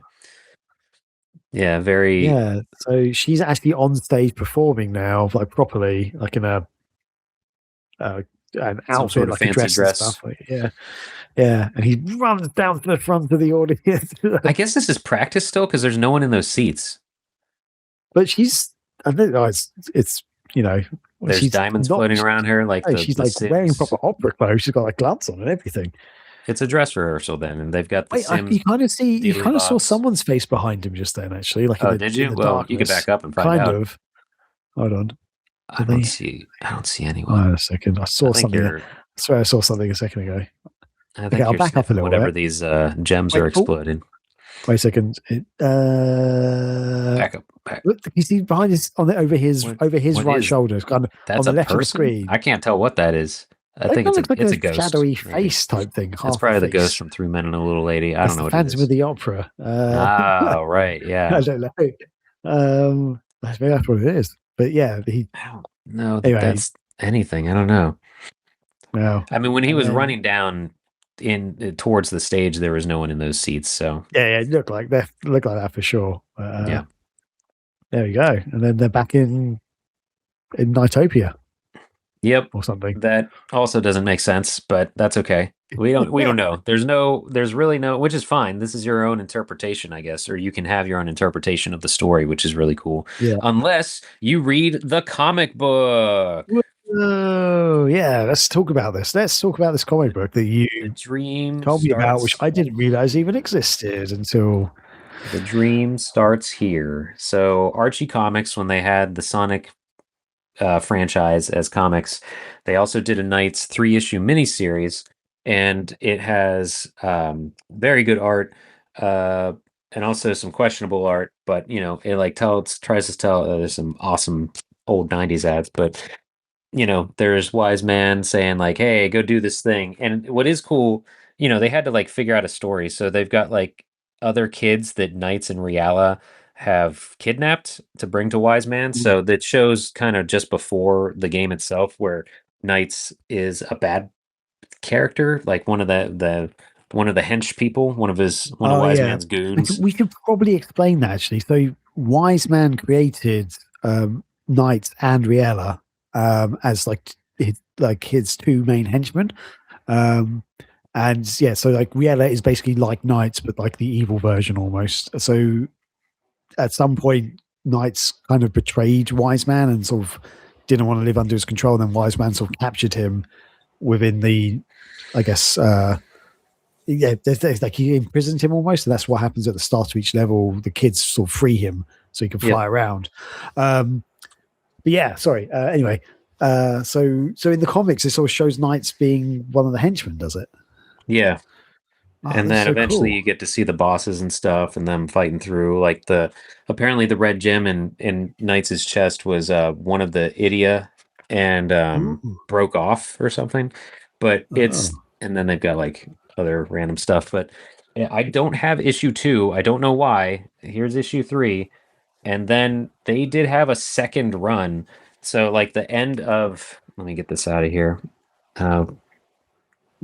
Let's see. So this is issue 3, and not the best cover art. It's very weird. The kids' faces are weird, but the art itself is cool. And you've got like the Nightopians trying to do stuff. I don't remember how this ends. Hold on, except for basketball. But also romance. Claire kisses Elliot. Whoa! Of course, smack. Of course, that happens. A smack on the lips, and then. But at the end, they do like both kind of, they're in their own bedrooms in their own beds and thinking about what happened. And then at the end, you see NiGHTS just hanging out on top of Twin Seats Tower. So This actually adapts this, and they're like, okay, let's go with that. NiGHTS is stuck in the real world now, and they did 3 more issues, and I have all 3 of. I'm just glad, or I guess issue 4, 5. And then 6 probably has the coolest cover with Reala and NiGHTS kind of getting ready to face off. So for whatever reason, it's a cool. They probably could have done this I grabbed the wrong one, in the games or in the next game or whatever. Like NiGHTS gets stuck in the real world, and so because of that, let me see here. Can't find it. And like, and Wise Man's defeated. So Reala's like, ha ha ha! This is my. My big bad chair to like Starscream taking over from Megatron. I'm gonna sit here and I can't. What is wrong with me? I can't just turn one page. There's one part where I don't know what. Like NiGHTS is in the real world, and someone is robbing a bank and then Knights gets shot at, they fire at them, and Knights eats the bullets and fires them and burps real loud. I thought he fired them back and killed the people, but no. They just they burp and then whatever. But basically Knights is losing energy because they're in the real world. They're not supposed to be. Oh. And the kids are not dreaming properly because Knights is not in the dream to help them. And so eventually they have to figure out what's going on. Like, it relies more on the kids, so that's probably why it wouldn't be. Oh, and Roger, the big douchebag who kicked Elliot's butt in basketball, finds Knights. Riela's working with Roger, so Oh. which makes sense. Very Saturday morning cartoon, but it makes sense. Oh wow. I'm interested. I need to find these comics. My dad think they're released in the UK. Archie Comics wasn't really a thing over here. Not the Archie ones either. No. Yeah, so it's cool. It's cool that they did that. I am so happy I have these, but because they are not cheap. But of course, like the most expensive or the most, I don't know, most sought after, whatever, is issue 2 that I don't have. But I don't remember how this ends really. I mean, obviously they save the day and whatever. So I figured out what happens at the end. So the cover of the last issue, it's Knights and Riala kind of facing each other, and you've got the Twin Seeds tower behind them with like an explosion that happens up top, and like kind of explosive circles going out there. That's a gateway to the Knightopia, and what happens is Knight stays in the real world, and this is not the best art in my opinion, but it says here at the top, but it sure won't be easy. It looks like the gateway's got a brand new guardian, so Knights is, I guess, hanging out and just make sure no nightmares fly through or something. Wasn't Knights losing their powers because they were in the real world? Like, I don't remember how they solved that problem. I really don't. I'll do some research, and by that I mean I'll read all of these tonight, and then I'll tell you later. Fantastic. Yes, and on the next episode we'll find out the answers to this question. Wow, that is right. That's really. I think it's really cool because I did not know those until we started this podcast. I didn't know these things even existed. Scotty's like, "We're talking about the comics, right?" I'm like, "What comics? What are you talking about?" The adaptation. And you're like, I didn't know about them, but we sure are now. So yeah, the thing that I actually really enjoy about this game is you got the main gameplay of playing as Knights and stuff, but when you switch it back, like when the time runs out, you turn back into the kid, whichever kid you're playing as, and then you get to walk around this 3D world, which back in 1996 was like amazing because there weren't really any 3D games back then. And like this was like before Mario 64 had come out and stuff. From memory, actually, this was after. No, this was after Mario, because they said this was Mario 64's competition. Mario, which is setting it up to fail, but and they didn't have a 3D Sonic yet, so unless the 3D Blast was. So okay. This is why I think that's why I was thinking of it in Europe. Knights came out before Mario 64, so this was basically Mario 64 didn't come out till March the 1st, 1997 in Europe and PAL regions. Right. In fact, in North America, Knights came out before as well. So North America was by 1 month. Yeah, so Knights came out in August, 20th of August, 1996 in America, and Mario 64 came out on September the 29th. Japan, though, Mario 64 came out first by like 1 month. So in Japan, Mario 64 came out on June the 23rd, and Knights came out 5th of July. September, October, November, December. So yeah, it's like 4 or 5 months after in Europe, basically, that Mario 64 came out. So yeah, I've always considered Knights to be the game that came out first, but technically, you're right. It came out in Japan first. Mario 64 came out first there, but it's still pretty rare. Like there weren't that many games that did these full 3D worlds, basically. Then, I think Tomb Raider was out around this time as well. I think while you look that up, the reason I was thinking that people were saying Knights was the Mario killer was because just people were following them and they knew they were coming out roughly around the same time, or they were releasing that year. And of course, Mario had more hype behind it. So this was still when the Sega versus Nintendo war was not as hot and spicy, but it was still happening. And I think that was why people were saying that, oh, well, they don't have Sonic, but they've got NiGHTS coming out. That's the Saturn's 3D moniker, whatever, the 3D Right. Yeah. headliner or something like that. Yeah. I forgot that I have.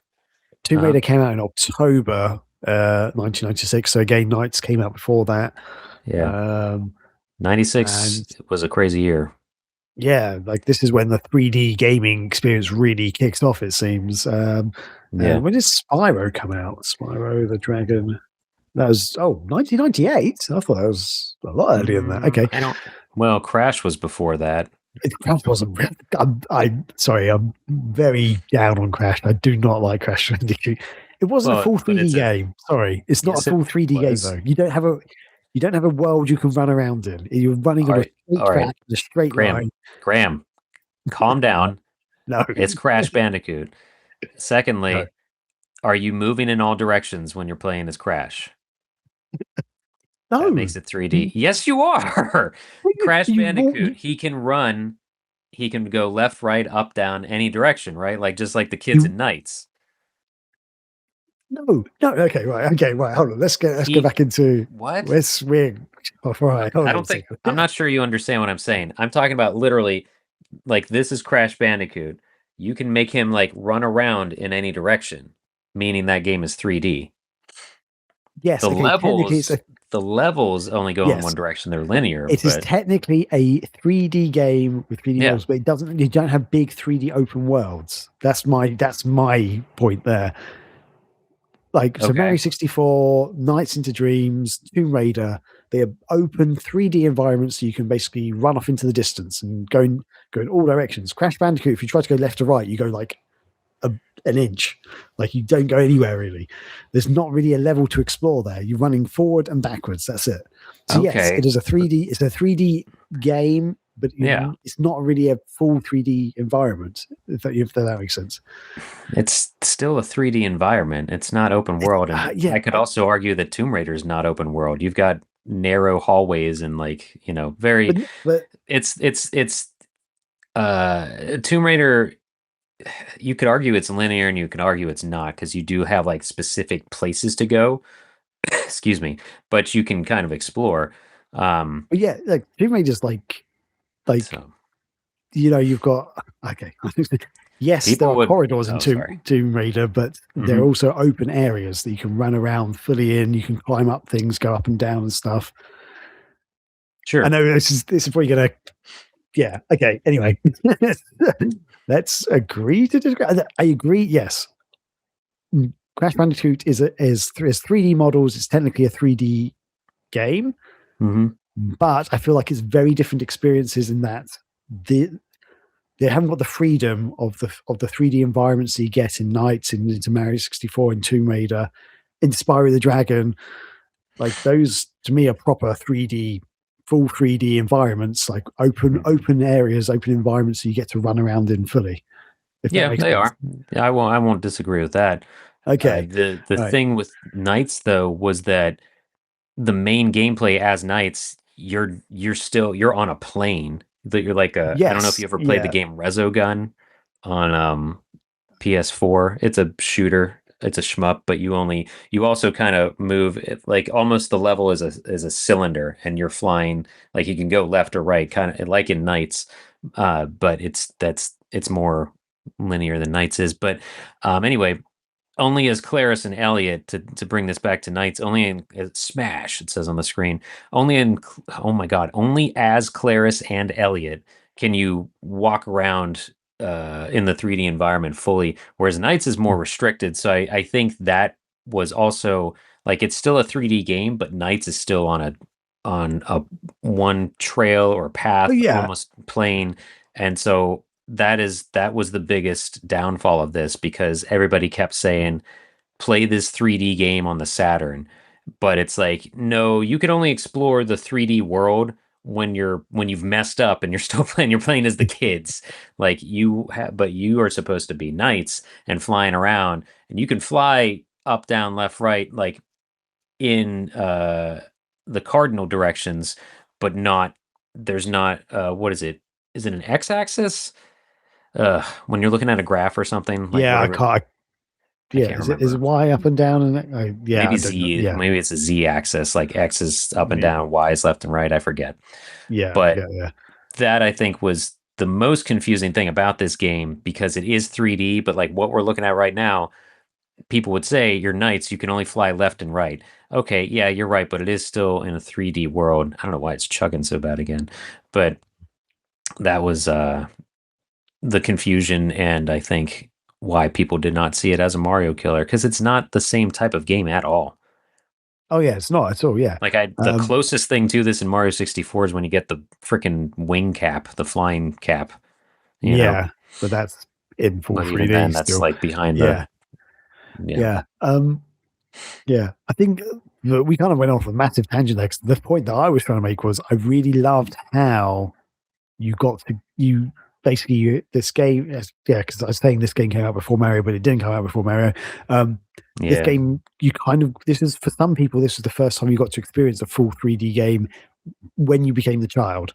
So Yeah. as you're playing as knights, you're flying around, but when you fall down and you turn into a child, it's like, actually, I can explore these levels. And Mhm. even though the core gameplay wasn't about the kids, and there wasn't really an achievement or like a goal to set, like you can do as a child. You could explore the levels, and like those little things, like the car that you mentioned that you saw. Yeah. There's is it Frozen? Is it Frozen Bell? Is that the name of the icy level? There's like a train basically in the background, but you can actually ride that train part of the way around the track and stuff. So like there's and also in the Stick Canyon, there's like an elevator that you can find as the kids. And actually just ride up as Elliot. You can ride up this elevator to the very top of the tower thing. Yeah, there's like these hidden things within the levels. So it's like they did actually. So excuse me. They didn't actually think about it. They're like, hey, we won't. It's like, yeah, we could just make it so that you're punished, you turn into a kid, you can walk around. They actually added things into the game, and I think actually, maybe I'm wrong. I feel like as a kid you could pick up the orb thing still, and oh yeah, you can. Yeah, things.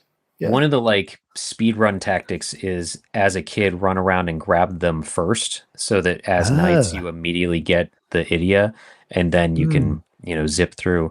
So yeah, you can still grab stuff. You can still jump through the shoot. Are they just called loops? Thing? No, I mean like the orange, those things. I don't know what they're actually called. Because you get links as you're flying through them, but I don't know what they are called, or the yellow ones there. Yeah, you can still like jump through those and everything as the kids too. Yeah. So there's so much going on in this world that it is. I don't think it's the most user-friendly experience unless A, you have the 3D controller, and B, you understand that you're supposed to do multiple laps. Like, don't try to get the fastest time. So, and then maybe C, I don't know, B.5, whatever.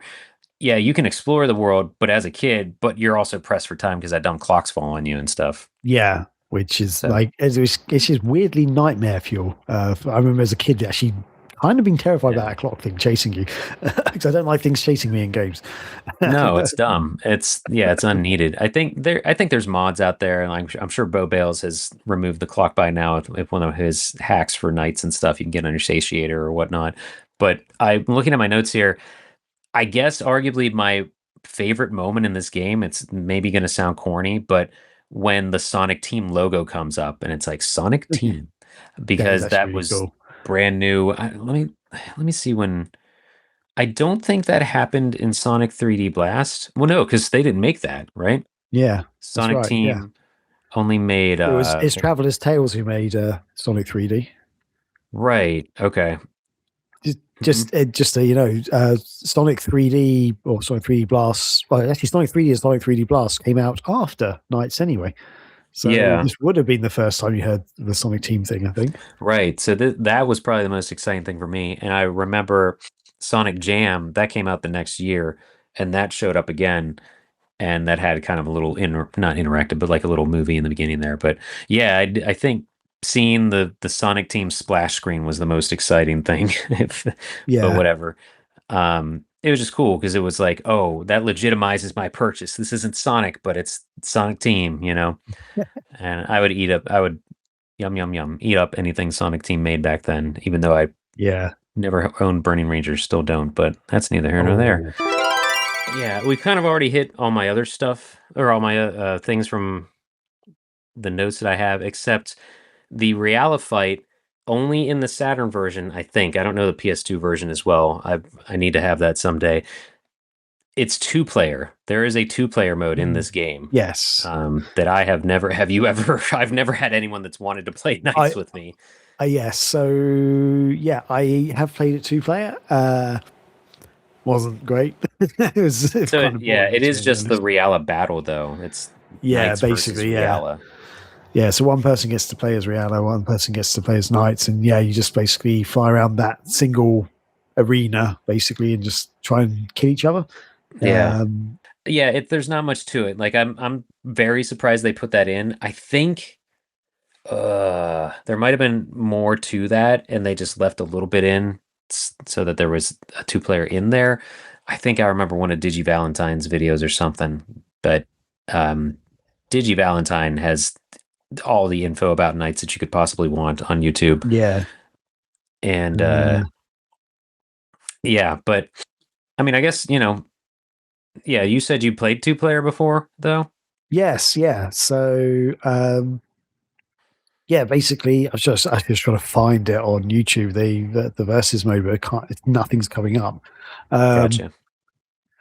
But it's basically literally just it's like playing against, it's like the Riella boss battle, but one person is controlling Riella. Basically, there was not much to it from memory. It's been a long time since I played it. I did play it with my friend back in the day, and it wasn't great. Did you have 2 3D controllers? No, I don't think we did at the time. Oh man, so that's even worse for whoever's got the D-pad. Yeah, so from memory, basically he owned a Saturn. Actually, I might tell this little story because sure, I didn't have a Saturn at this time. The first time I ever even heard about Knights was where I went. My friend basically had a birthday party up in London. So I don't live in London; I live near London, but went up for his birthday thing in London to Sega World, because in the centre of London there used to be a Sega World, which was awesome. It was basically like a giant arcade place, but also had loads of Sega stuff in it. We also had some of their actual games consoles and stuff in it, and things like that. And they had like theme park rides as well, from memory. Nice. It was really cool. It's a really cool experience. But basically, in this big building where Sega World lived, it was also attached to something called Virgin Megastore, which doesn't exist anywhere. Do you know Virgin? It's all Virgin Megastores. I don't know. Weren't they a cell phone or something? I forget. Or no. They were music, right? So they started out as music. It was Sir Richard Branson created. So this is a whole tangent now. Sir Richard Branson created Virgin Records, which is like a whole music thing. But then the Virgin company expanded into other things. Like they started doing like, they did mobile phones. Basically, they used to do mobile phone like cell carriers. They did Coca-Cola, like you used to be able to buy Virgin Cola, which is like a cheap knockoff cola. Virgin Cola, that's what I want to be drinking. I'll look real cool. Damn right you would. Anyway, Virgin's like one of those big companies that's done a lot of things, but they had it Virgin just says Mega Stores. British-based international entertainment retailing chain. Yeah, they do a lot of things basically. There's I think they also work in movies sometimes as well, but they had these big mega stores which mostly sold music, so like CDs, vinyl and stuff. Then they sort of branched into games as well. In fact, Virgin Interactive works on video games as well. Yep. They made Aladdin. Aladdin on the Mega Drive Genesis. And so, they sold movies and video games and music within this Virgin Megastore and other technology. And it was attached to Sega World. That's in the same building. There's like some other things in this building. But there's Sega World and Virgin Megastore. After we went to Sega World, we had a fun time in Sega World and stuff. My friend was basically given some money for his birthday. He's like, I'm going to go and see if they've got Knights in Virgin. I was like, I don't know what that is. I don't know these Wow. words you've just said to me. I don't know. I understand what you're saying.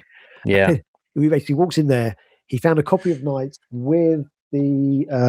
Sorry, my phone's making a noise. Let's move that out of the way. Yeah, he found a copy of NiGHTS with the 3D controller, and it was £70, which back then was ridiculous money. Like the average game in the UK back then, for like, especially for like Mega Drive games and stuff, was about £30 to £40 at the most. Jeez, So that's 70, 94 American dollars. yeah, Yikes. I was like, what the hell? He had this lovely birthday money. He's just like, I'm gonna buy this game. I'm like, you are crazy for Wow. buying a single game for that much money. Like that's nuts. And I didn't have an Yeah. Saturn at this time. I I didn't even have an N64 because I got the N64 before I got the Saturn, but the N64 Yeah. hadn't been released in the UK yet. Anyway, yeah, he's like, this is like this is going to be like a groundbreaking game and stuff. Like he reads all the Saturn magazines and stuff. He was telling me all about it. And I was like, I don't really understand what you're talking about because he's like saying, yeah, you fly around and stuff. I'm like, okay, I don't, yeah. Yeah, that And was the thing too. The magazines were it was so hard to capture what this game was because you just saw yeah, still shots, you know. Yeah. yeah. And he took it home, and I remember a few of us went back to his house. I think I slept over. I think a couple of people might have slept over, and he put this game in, and I instantly fell in love with it. I was like, well, I say instantly. He started playing it first because it is the birthday boy, it's his new game.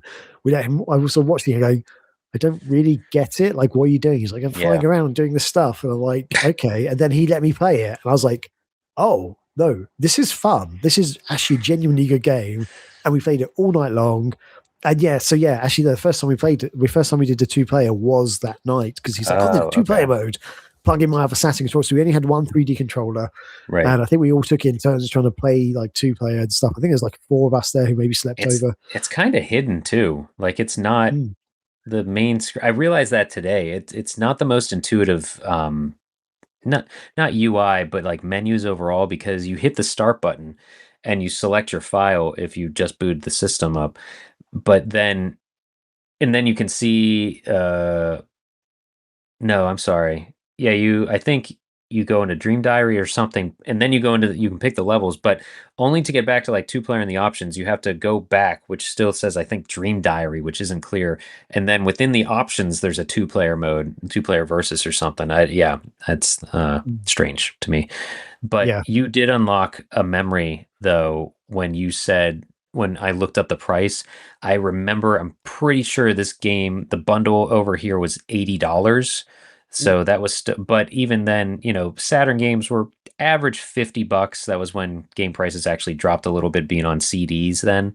So I think it was $80 because I did buy the bundle, but so I guess I'll talk about my first impression real quick since you kind of just laid out yours, and that sounds like very much the typical growing up 90s kid birthday party though, like hang out at a place with video games and then go play more video games. But I rented this before buying it. I rented NiGHTS for the Saturn, and I don't know that you could rent the 3D controller, but it didn't come with it, is my point. So I played it with the D-pad, and I hated it. I did not understand what I was doing because it is not good. It's playable with the D-pad, but it is not the way to play it. And so that was my first experience, and I purely rented it because of what I had read and Sonic Team and whatever. And I'll play anything with Sonic's face or Sonic's name in it. And so I really didn't like it. I don't remember the time in between that though, because I ended up buying it still. So why did I buy a game I hate? I don't know. But I vividly remember walking into a Babbage's store, seeing this giant box, and I remember that purchase though. And since I'm a freaking moron, I don't have that box anymore because this is going to make you, I hope this makes you as mad as it does me now. At one point, as a stupid teenager, I thought it would be really cool to teenagers, you have crap on the wall, like you cover the wall in posters and stuff and whatever. And I had like printed out pictures of Goku because I was really cool. And so I thought it would be awesome if I took all of the boxes of my Sega Saturn stuff, because I had it all still. I had, thank goodness, no, I don't know if I even still have the console box, but I had like the stunner, which was a gun, the NiGHTS box and controller boxes. I thought it would be cool if I hung all those on my wall, but not as the box. So instead, I cut them up and had just the front covers of all of them to hang on my wall. I never freaking hung them on my wall, but I definitely cut them all up because I was a idiot. Sorry, I had to drop an F-bomb. But listeners, you can see Graham gradually just say to himself, "What is wrong with your child self? I don't know. I don't know why I did that. I don't know why I thought that was a good idea." Oh my god! So I don't know what to say. I'm sure you're beating yourself up. Yeah, I don't have the box for this anymore. I was trying to look up at some of my collections to see if I had anything. So I'm half tempted to rebuy the giant box that it came in at some point. Oh boy.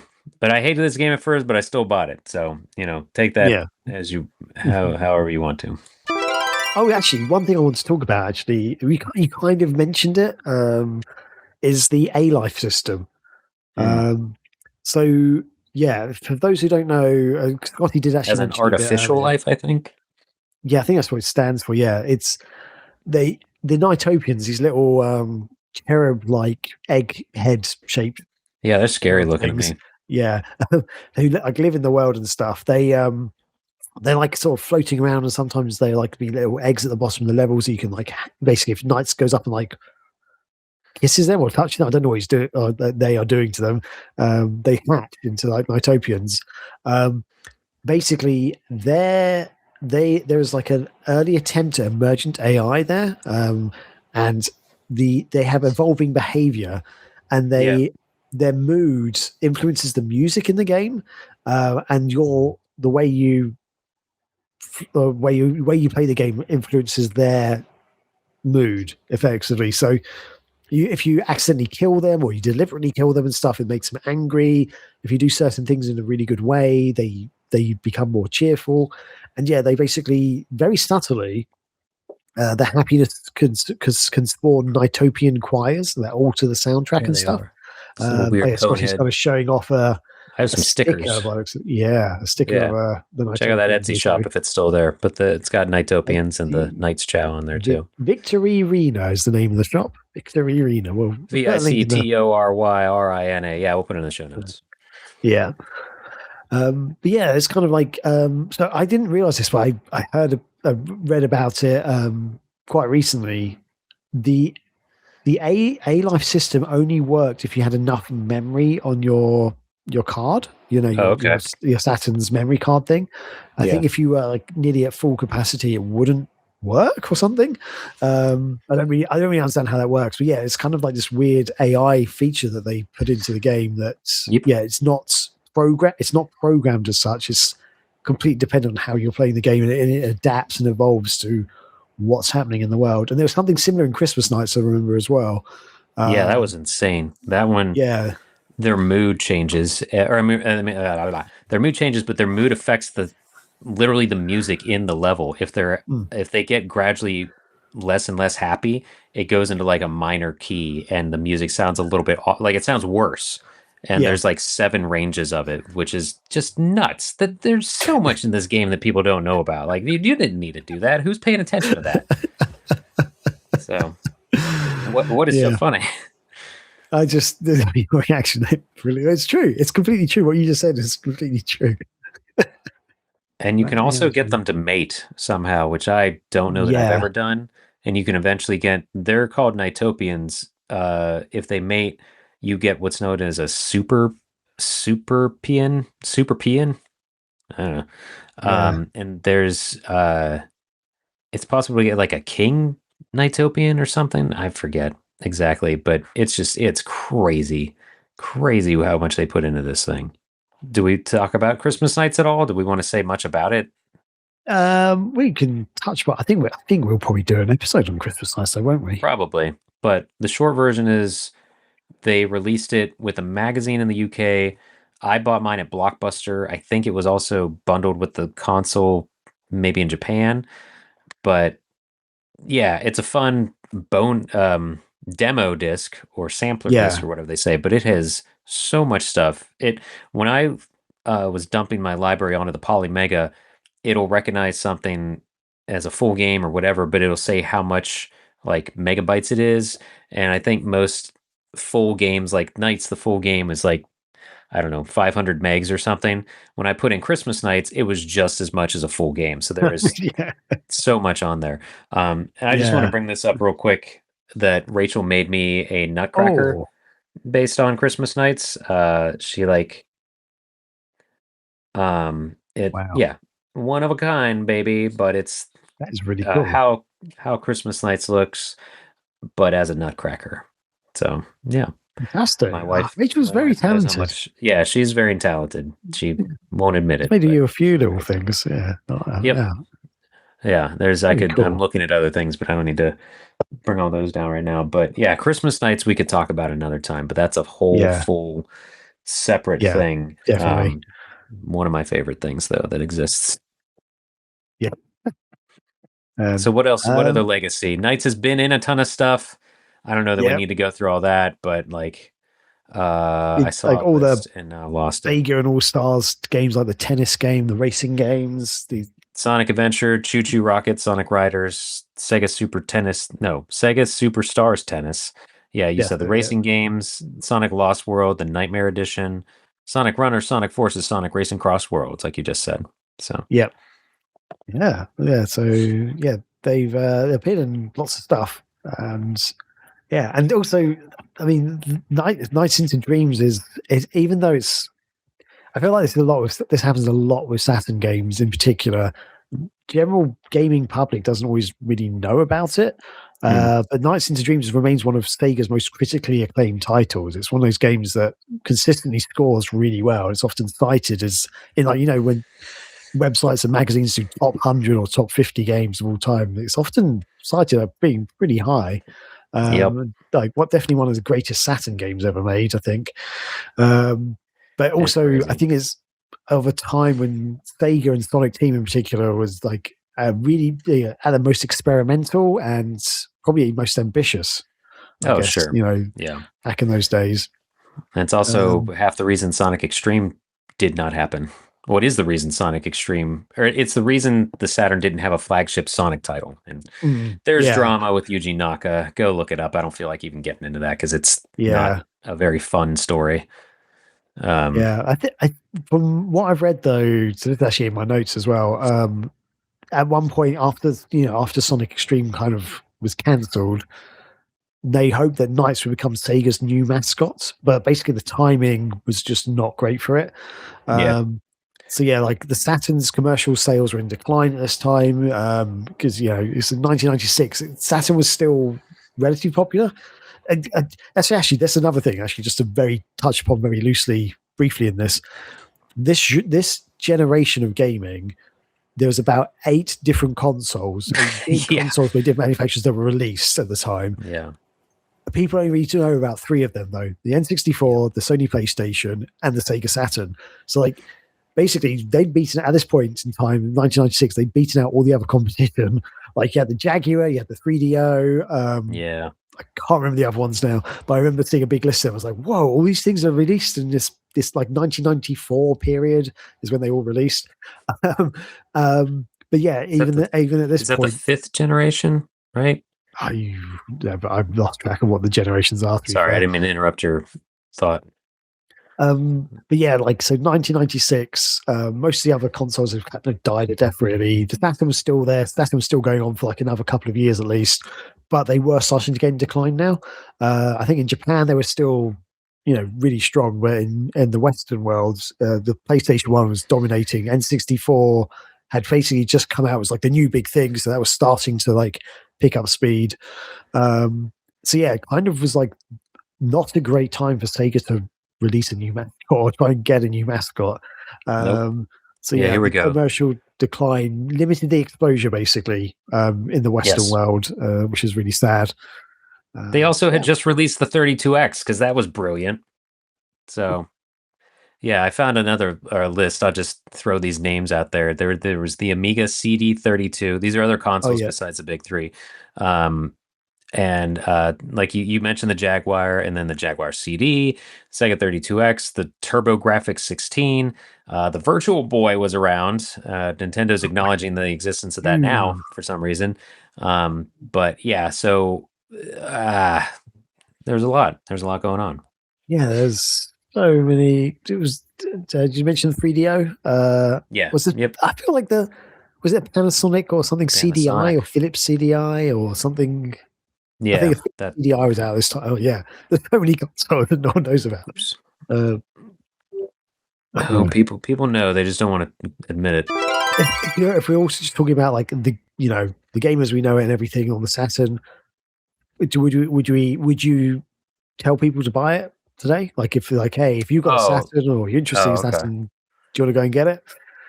Yeah, if it's not, I forgot to do my due diligence and look it up on price charting. Short answer is yes, though. So the normal version that you would get, like outside of the bundle, you can find this for $35, I guess. But I mean, like with the smaller jewel case, the controller bundle apparently in the US goes for $204. No. I'm trying to find the other bundle though, or like the UK bundle and stuff. Oh, it has the comics on here too. The Japanese controller bundle 131, and then PAL 108. So you're the cheapest. Hooray. The PS2 version also came with an art book that I do want to get. And oh boy, maybe this didn't release in the UK. We didn't talk about the Tiger R Zone version. Oh crap! All right, maybe I should have hosted this one. Sorry, Yeah, I introduced you to the comics, and now I'm gonna. Well, as we talked about last episode, you remember you're familiar with Tiger Electronics stuff. Yes. Yeah. So let's see if I don't think there's a commercial for it, but it does exist. It's a weird thing. Let me see if oops, not that one. Not that one. No, no, no, no, no. Let me see if there's a commercial. I don't think so. But there probably is a commercial for the R Zone. This is the Tiger R Zone commercial. And I'll turn it up a little bit. It's only 30 seconds long. Here we go. Are you ready to run Daytona? Vanquish a virtual fighter. Dispense some justice in Virtua Cop? Then it's time for some fist-in-your-face reality as all three rip into the R-Zone. Blast your way through Virtua Cop. Here come the bad guys! Here they come. Tear up the tar at Daytona. Checkpoint, Please. checkpoint! And prepare to meet your virtual master. It's Doral!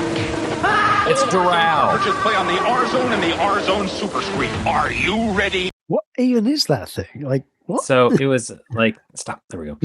Was it like was it like a Virtual Boy, but sort of, because you do shove it onto your face. Let me see here.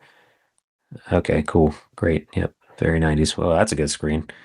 So yeah, it's on the kid's head. Like you strap this thing onto your head, and first of all, you look awesome when you're playing this thing. But it's literally a headband with like almost a Dragon Ball Z scouter kind of coming down from the top of it.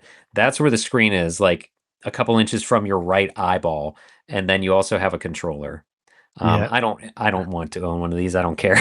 But, wow. But yeah, so apparently Knights was on it. Where did that go? Because there's a Nights into Dreams version. So yeah, you had like the cartridge goes in there, but it's also the screen, if that makes sense. Oh, so it almost looks like you're buying a frame, you know? Yeah, yeah. There was also other Nights into Dreams Tiger Electronics thing. Yeah, this one. I'm so mad I didn't buy this. But there is also yeah, you can kind of see let's look at this one. I hate going to this website, but here we go. So it was another one of those Tiger Electronic things, like where it's just Knights. And I think that was the only kind they had.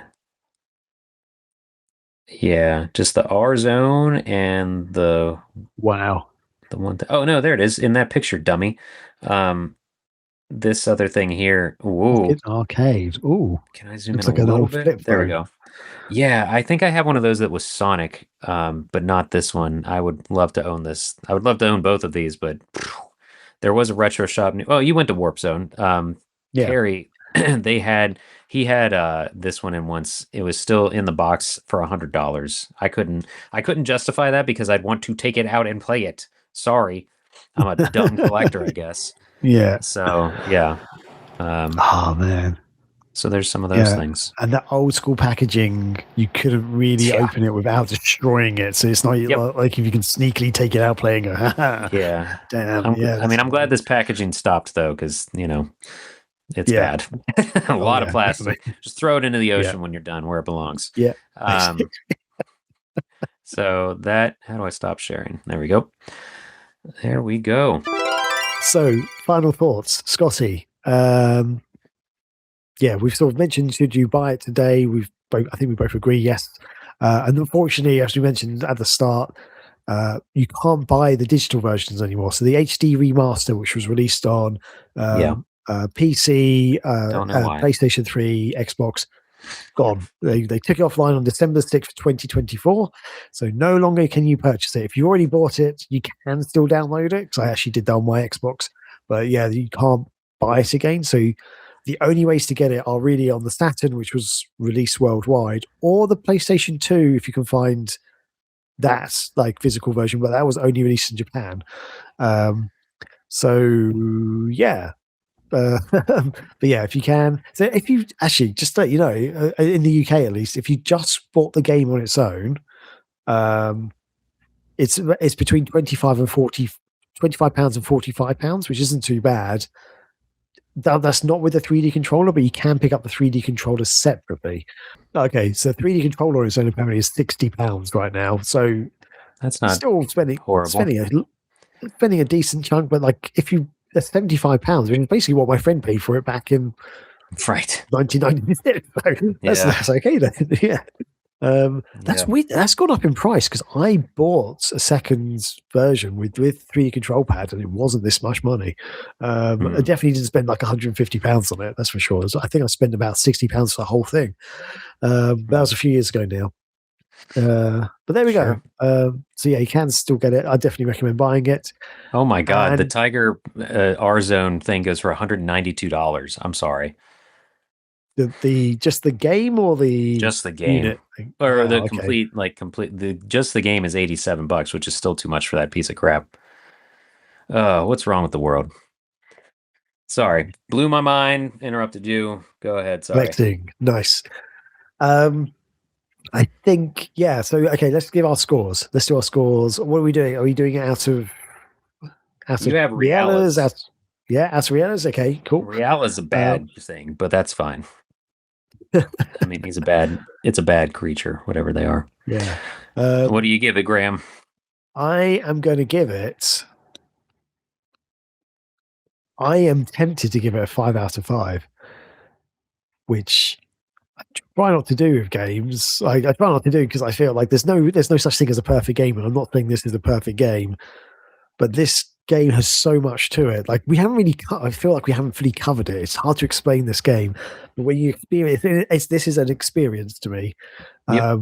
I've been playing it since it first released back in 1996. I can still go back to it and play and be like, this feels fresh to me. I'm not the best at the game. I feel like it's a game you can get better and better at, and the more you play it. But even if once you played and beat it and stuff, it's still fun to play. So yeah, I'm tempted to give it 5 out of 5. What are you going to do? I'm giving it a 5 out of 5. No question. I didn't know if I was being crazy, so now I feel like it's you gotta get into the flow of it though. If you don't understand it, it might not be perfect for everybody, which I totally get. But between the soundtrack and the fact that also it stars an androgynous character, which I don't think they realized how progressive they were being back in '96 at all. If you do go back and read older stuff, though, Knights is referred to as a him because that was the default back then. But times have changed and people have learned. So that's one of the coolest things about it, I think. So yeah, between the soundtrack and the visuals, just overall the style and everything, it's one of those things that I think when people see it, they remember it like they do Jet Set Radio, like as a striking pocket, a striking quick, oh yeah, that was the 90s. Like Jet Set is very much like, oh yeah, that was 99 2000, you know. Yeah, So definitely. Yeah, I think. yeah, there you go. Yeah, there you go. 5 out of 5. Brilliant. The first perfect game according to a unanimously perfect game according to Sega Spirit. It's earned the make a seal for that, an award, a medal or something, trophy. I don't know. Rounding off this show, do you have any plugs or shout outs for anybody? Yeah, people should check out Digi Valentine's YouTube page because he has so much Nights info. He's one of the creators of nightsinto dreams.com, but Digi Valentine, there's so much info on there, even from like how to play Knights, like who is Knights as the character, different things found within Knights source code. They're still finding things in this game when people take it apart. But yeah, Digi Valentine has a lot of cool Knights related stuff on their channel. Yeah.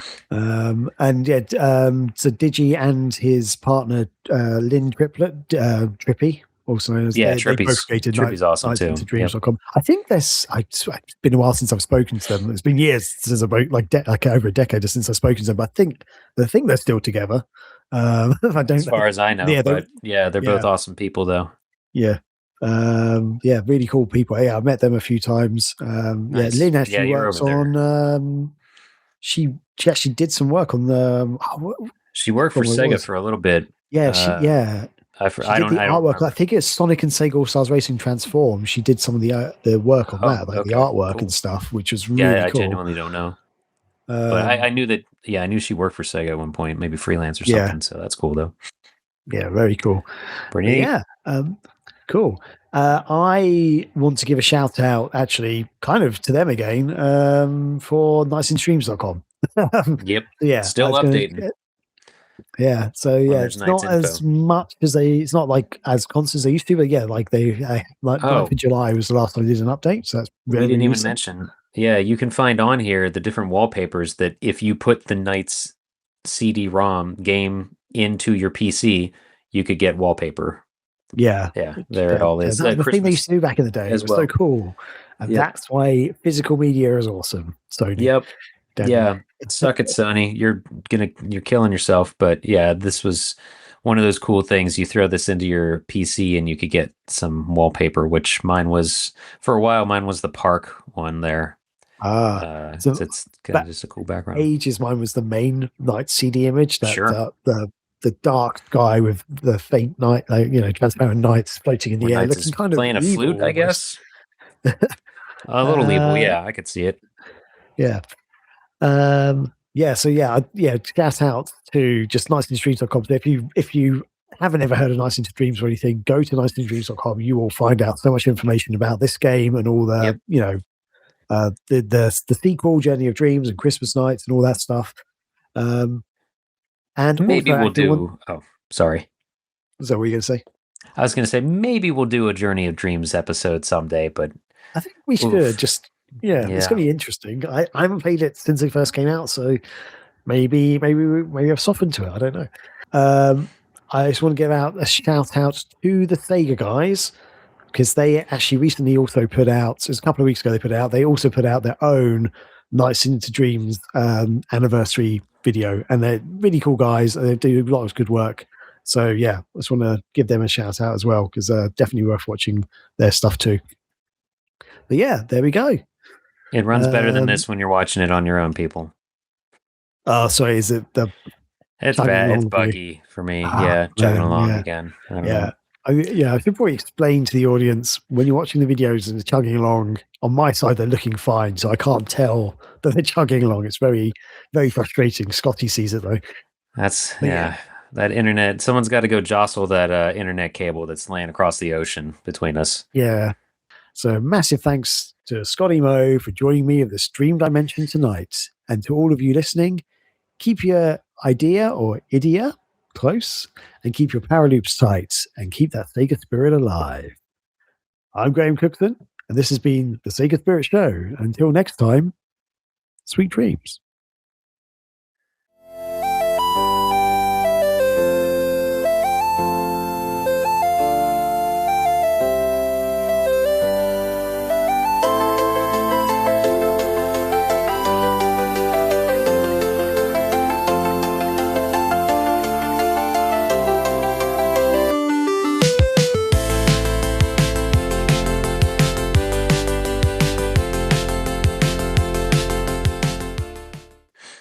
Okay. Oh, that's what I looked at before. Saturn What about Saturn playthroughs. Memories?